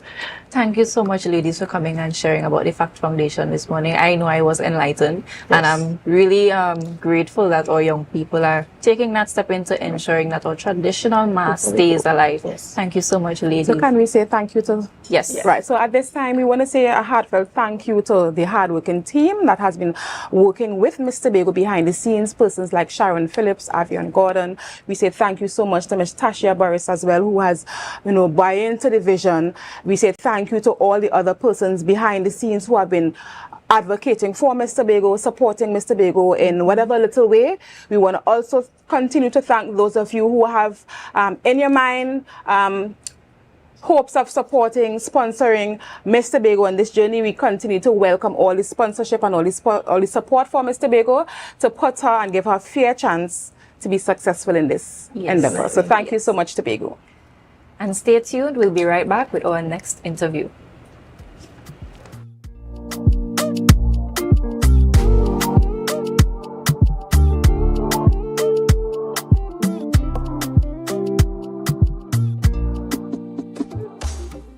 Our world is filled with rhythm. Rhythm that's unapologetic, infectious, timeless. Rhythm is commitment in action. It's how we show up for each other with unrelenting support that goes the distance. Rhythm lives in the tiny beats of our most intimate moments and the seismic roars of our biggest achievements. Rhythm is resilience in motion. So even when things go out of sync, we do what it takes to bring the rhythm back. At Flow, we understand your rhythm because we live it. That's why we're dedicated to building a network as resilient as you, with a team of familiar faces working every day to keep you on beat. You're at the heart of everything we do, and our commitment is to keep your rhythm flowing, no matter what.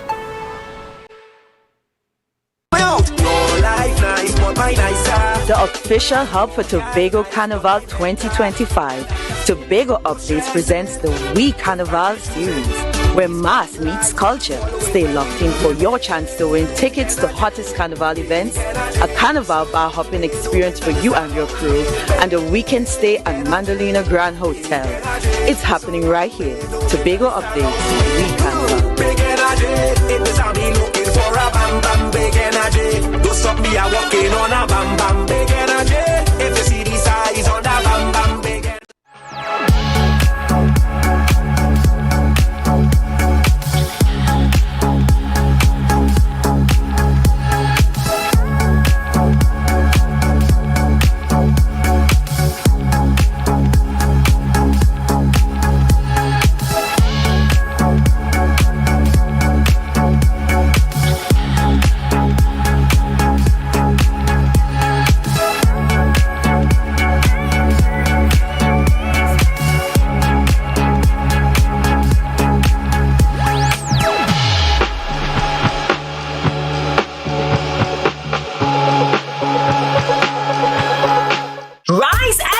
Tobago, the breakfast vibes you've been waiting for is here.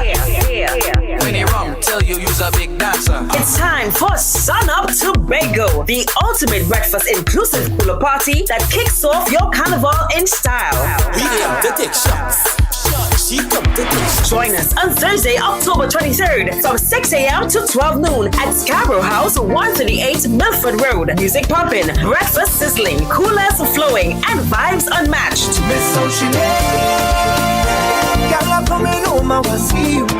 This is where sun, sea, soca, and celebration collides. Get your early bird tickets now at Pablo Supermarkets, Barcode, Lost Restaurant and Launch, Signature Cuts, IslandEtickets.com, and committee members. Don't miss the event where Tobago Carnival truly begins. Sun up Tobago. Come for the breakfast, stay for the vibe.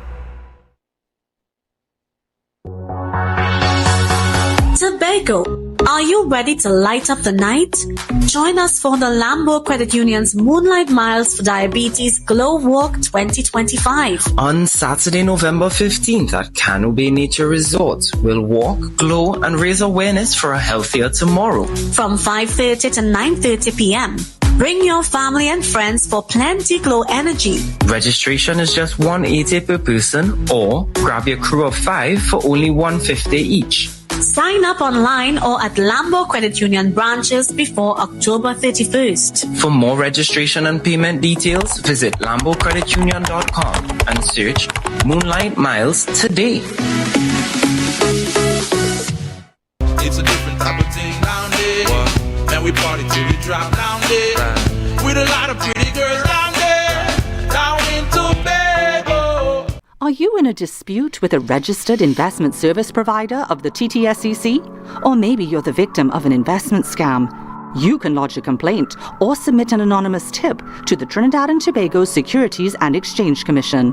Download our Investor Protection app or go to ttsec.org.tt to access our complaint form or submit an anonymous tip.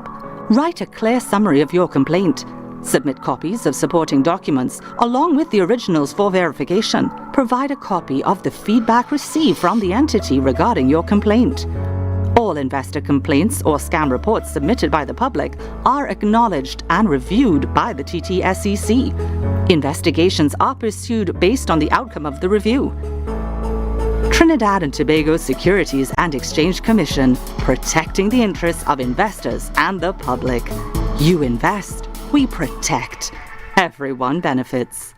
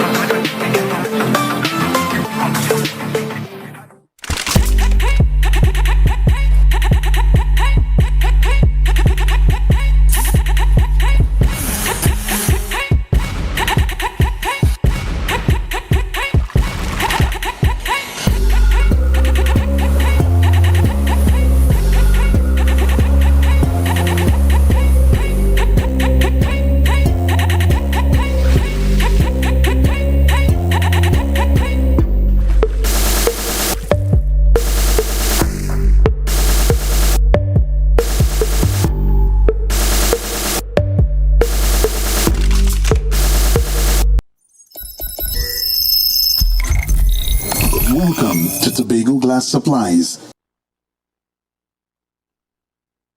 where innovation meets excellence and service reigns supreme. When I want a proper window for my house, I want no shake thing in my place. Our commitment is simple: to provide high-quality, innovative aluminum, vinyl, and glass solutions for both commercial and residential spaces. We get one wall on the side and we get one hole. You can put a window there, invent something, a window for put there. At TGSL, we don't just meet needs, we exceed expectations. Our range includes the finest aluminum cladding options, setting new standards in durability and style. Well, me meet ya. Me don't know who I'm talking to, but my cousin Tofina tell me for call all you go get proper thing for put there. Me don't know. Driven by our passion to elevate, we aim to be the leading supplier in the Caribbean market while retaining our identity as a family-owned business. Driven? No, I ain't driving. I get a bus ticket. One of me pick me them go drop me down there. Must bring me down there. Russo Trace Springer down by the place down there. Because at Tobago Glass Supplies Limited, it's not just about products, it's about relationships. It's about you. It's all about me? Who's your family? You know Edna and Dorka and them, you know them, but you resemble them Edward boy and them Edward people them you. Tobago Glass Supplies, Russo Trace Spring Garden, telephone number 639-6266. Innovation, quality, service. That's Tobago Glass Supplies Limited.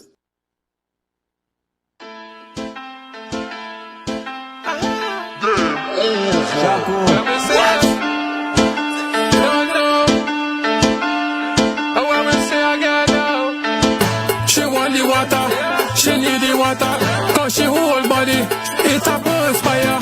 She want the water, she need the water, cause she whole body, me step on fire. She want the water, she need the water, cause she whole body, it a perspire. She want the water, she need the water, cause she whole body, it a perspire. The girl come down with she body wet, me say chip it, with sweat. She want something to cool down the fire chat. Oh, night she stand up in the party and she said she want the water, she need the water, cause she whole body, it a burst fire. She want the water, she need the water, cause she whole body, me step on fire. She want the water, she need the water, cause she whole body, it a burst fire.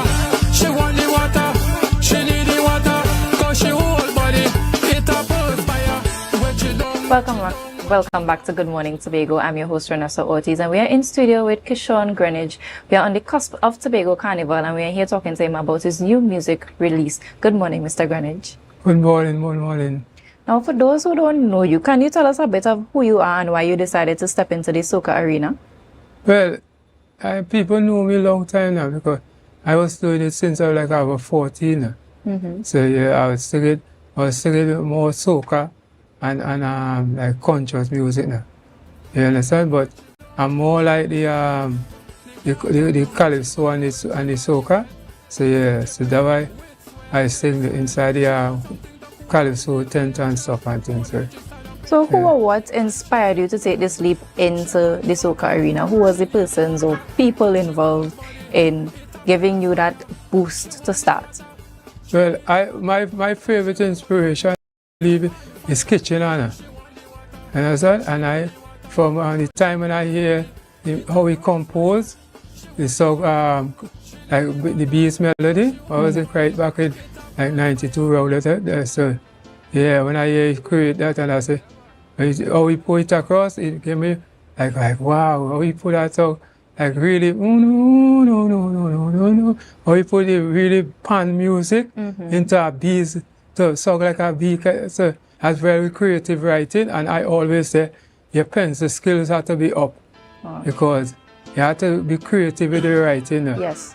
Yeah, so that way and I find like people like nowadays, like I mean people more quicker sample this and sample that, but I would like to see people do more like creative, take it from your, like you know what I mean, like explore your mind like to things. So that will go on.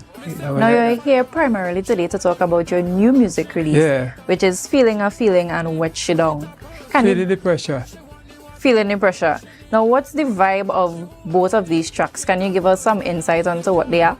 Well, Feeling the Pressure is more like you see what exactly we're going on in this country, right? With the situation that we go with the border and different thing and the economy and all the stuff that we get this and percentage, and so it's more based on that kind of lining of the music now. Talking about the situation, because as a person, I write of things as a singer, as a Californian, as an artist, yes, right, current affairs that actually I see. Yeah, so that is where I is more right on and change it in terms like more party vibes, kind of vibes, and more, yeah, to say you could dance with your troubles and everything, but in a serious note. Yeah. And what about Wet She Down?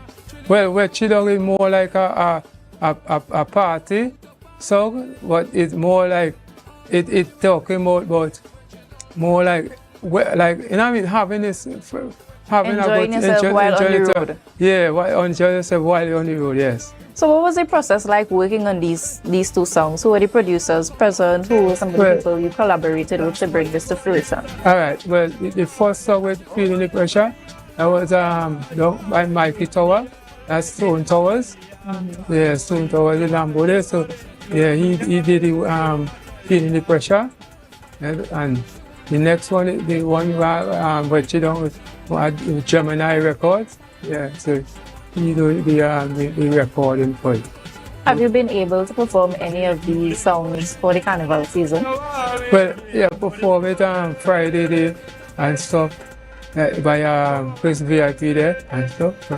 It's more like you get the vibe and the vibe that people, more people feeling the Wet She Down as well. So there was more positive response. Yeah, more positive response to the Wet She. Okay, great. So what's next after the Tobago Carnival season? What's in store for music from you? Well, I know I do two genres. So I doing the calypso and I do the soca, and now I'm doing the calypso. So I'm trying to see if I could get into the calypso tent and try to see, because I was trying to get inside the Tobago soca model, but I didn't get my music yet now. So yeah, music didn't finish good, so that's why I didn't enter it. Yeah, so that's why. Are there any platforms that we can find your music on to listen to if we want to hear it? Well, yeah, you could check out Mantis Official. Yeah, you could type in Mantis Official, Wet She Down, or Feeling the Pressure.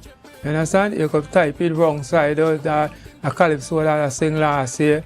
I was inside the judging night in the calypso tent, trying to make it to Skinner Park, and yeah, but let's check out the Mantis and click on like and share, man. So you mentioned that you tried to get into one of the competitions for this year in Tobago Carnival. Can we look forward to seeing you trying out again next year? Yeah. Well, either like a seasonal man. It's more like I write stuff every year, sort of thing. So I always write. I always get book pen and take my book back. So I always, when an idea come to me, it is more just write down and take it. So yeah. I want to thank you so much, Mr. Greenwich, for coming this morning to share your music with us. Yes. And I wish you all the best in all your future endeavors. Thank you so much. Thank you very much. You're welcome. Yes. Stay tuned to our viewers. We'll be right back. Yeah. Wet you down, wet you down, wet you down. Hey. The girl come down with your body wet, Mr. Chip it, wet sweat. She wants something to cool down the fire chat. All night she stand up in the party and she said she want the water, she need the water, cause she whole body, it a burst fire.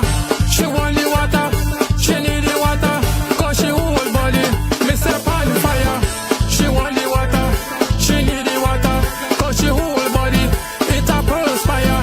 She want the water, she need the water, cause she... The Caribbean is more than just a place. It's a spirit, resilient, vibrant, and full of possibility. It's who we are at the heart of everything we do. For over 150 years, we've been right here, invested in the Caribbean, its people, and its progress. And today, we're going even further. We're deepening our commitment to the region, continuing to invest in the networks, services, and digital solutions that move Caribbean businesses forward. Whether you are a mid-sized business or multinational player, we bring you resilient connectivity, personalized service, and tailored IT solutions, all powered by local teams that truly have your back. We're here to help you navigate challenges, grow, and achieve your goals with practical solutions, reliable networks, and a partnership rooted in trust and your long-term success. Liberty Business, rooted in the Caribbean, committed to you.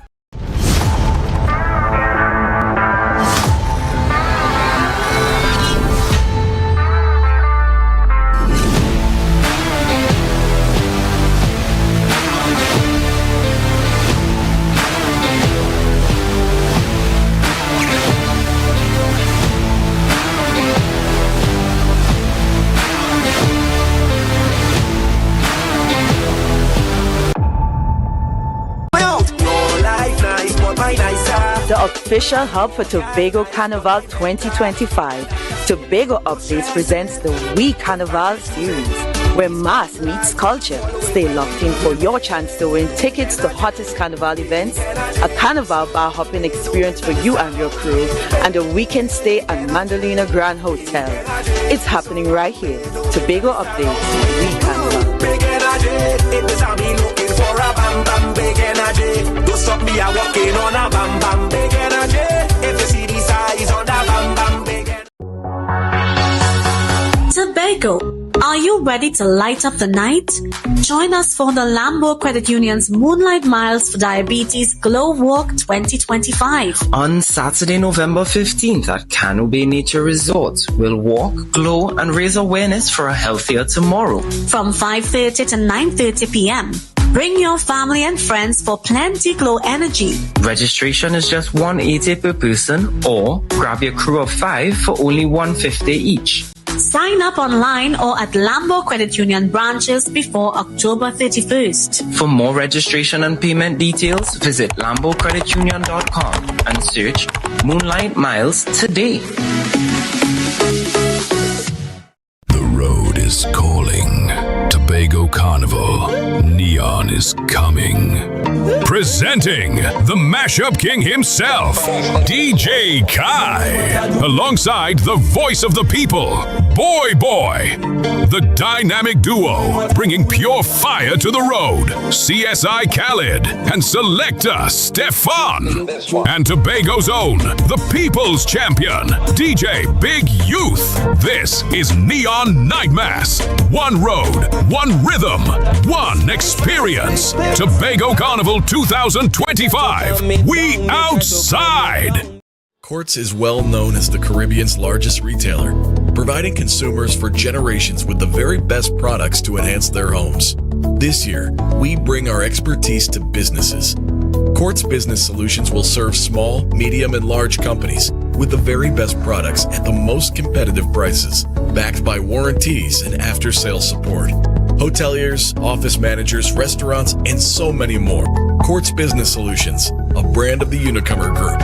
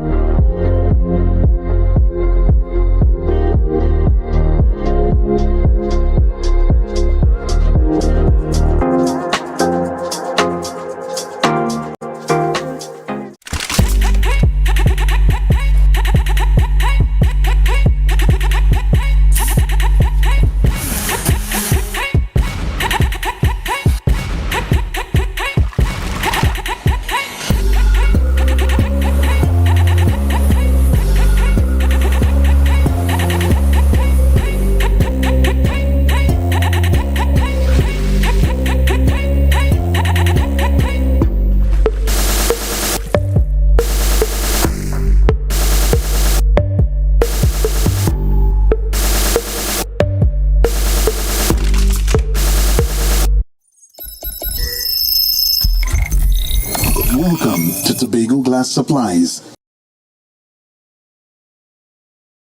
where innovation meets excellence and service reigns supreme. Well, I want a proper window for me house, eh? I want no shake thing in my place. Our commitment is simple: to provide high quality innovative aluminum, vinyl, and glass solutions for both commercial and residential spaces. We get one wall on the side and we get one hole. You can put a window there, invent something, a window for put there. At TGSL, we don't just meet needs, we exceed expectations. Our range includes the finest aluminum cladding options, setting new standards in durability and style. Well, me meet ya. Me don't know who I'm talking to, but my children, cousin Tofina tell me, for call all you go get proper thing for put there. Me don't know. Driven by our passion to elevate, we aim to be the leading supplier in the Caribbean market while retaining our identity.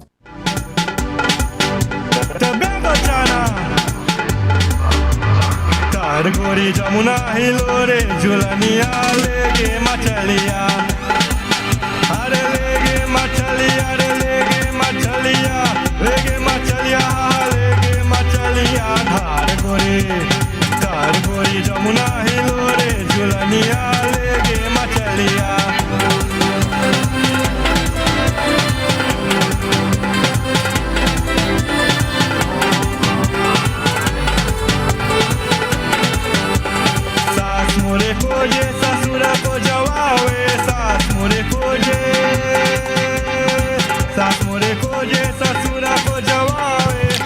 Welcome back to Tobago Updates. It's Good Morning Tobago, and we're changing things up just a little bit.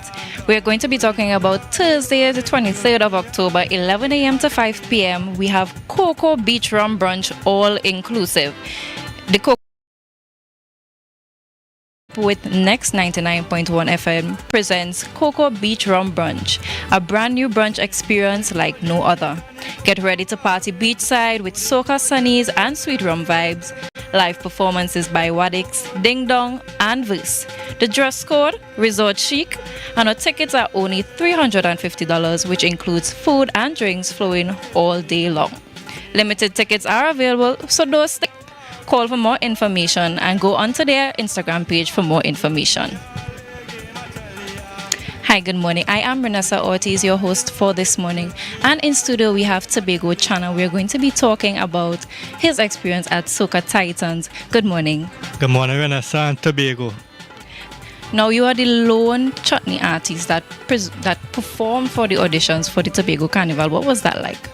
Well, ever since, there's a lot of love and support everywhere I perform, and I was very thankful to be selected in the top 20 artists. And I went out and put out my very best, mash up the place, and I will always come out and represent for chutney music and Tobago. Now, what got you inspired to be a part of chutney or to engage in that genre of music?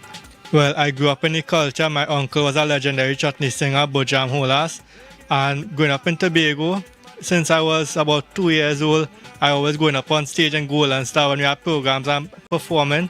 So chutney music is my love and passion. And also when I go to play cricket all over in Tobago, everybody always asks me, Chana, come let's screw the ball, let's sing a chutney. And this year I was also able to perform in the CPL. And I was very thankful for being selected by the Colava app to represent chutney music and Tobago. So you have been in this space for quite a while, presenting and showcasing chutney music. Now, I'm proud of you, and I hope that you're also proud of yourself. Now, I know you want to go into a bit to give us a bit of a performance. So now I'm going to hand the stage over to Tobago Channel to showcase what he has in store for us.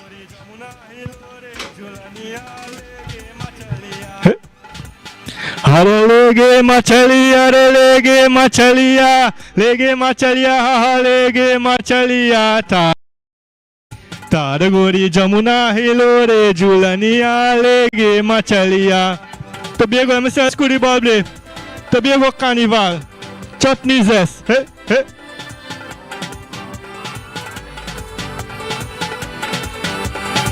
Sasmore koje sasura kojaware. Sasmore koje. Sasmore koje sasura kojaware. Ore sayala gawe mahajala julania lege machalia. पूरी जमुना हिलोरे झूलनिया लेगे मछलिया. We have chutney in Tobago. Scooty ball, scooty ball, scooty ball, scooty ball.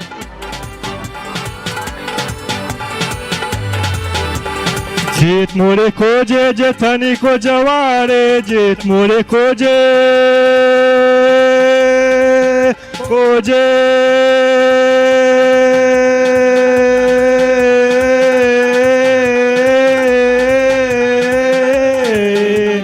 जीत मोरे खोजे जेठनी को जवारे होरे सैया लगावे महाजाल झूलनिया लेगे मछलिया तार गोरी जमुना हिलोरे झूलनिया लेगे मछलिया. चटनी जैस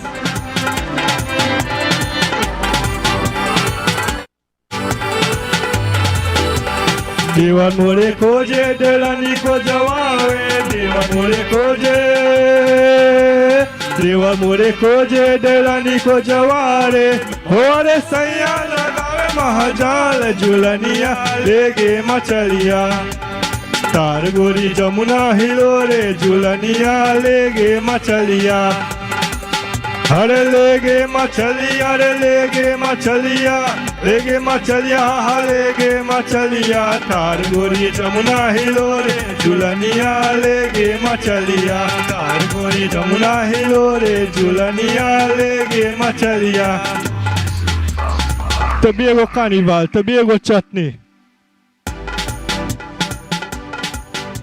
Tobago chana.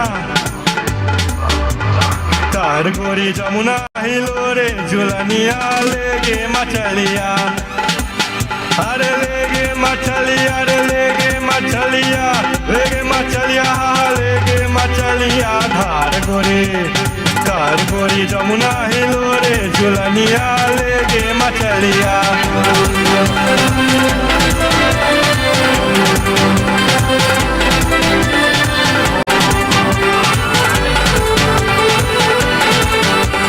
सास मोरे खोजे ससुर को जवावे सास मोरे खोजे ससुर को जवावे और सैया लगावे महाजाल झूलनिया लेगे मछलिया तार गोरी जमुना हिलोरे झूलनिया लेगे मछलिया.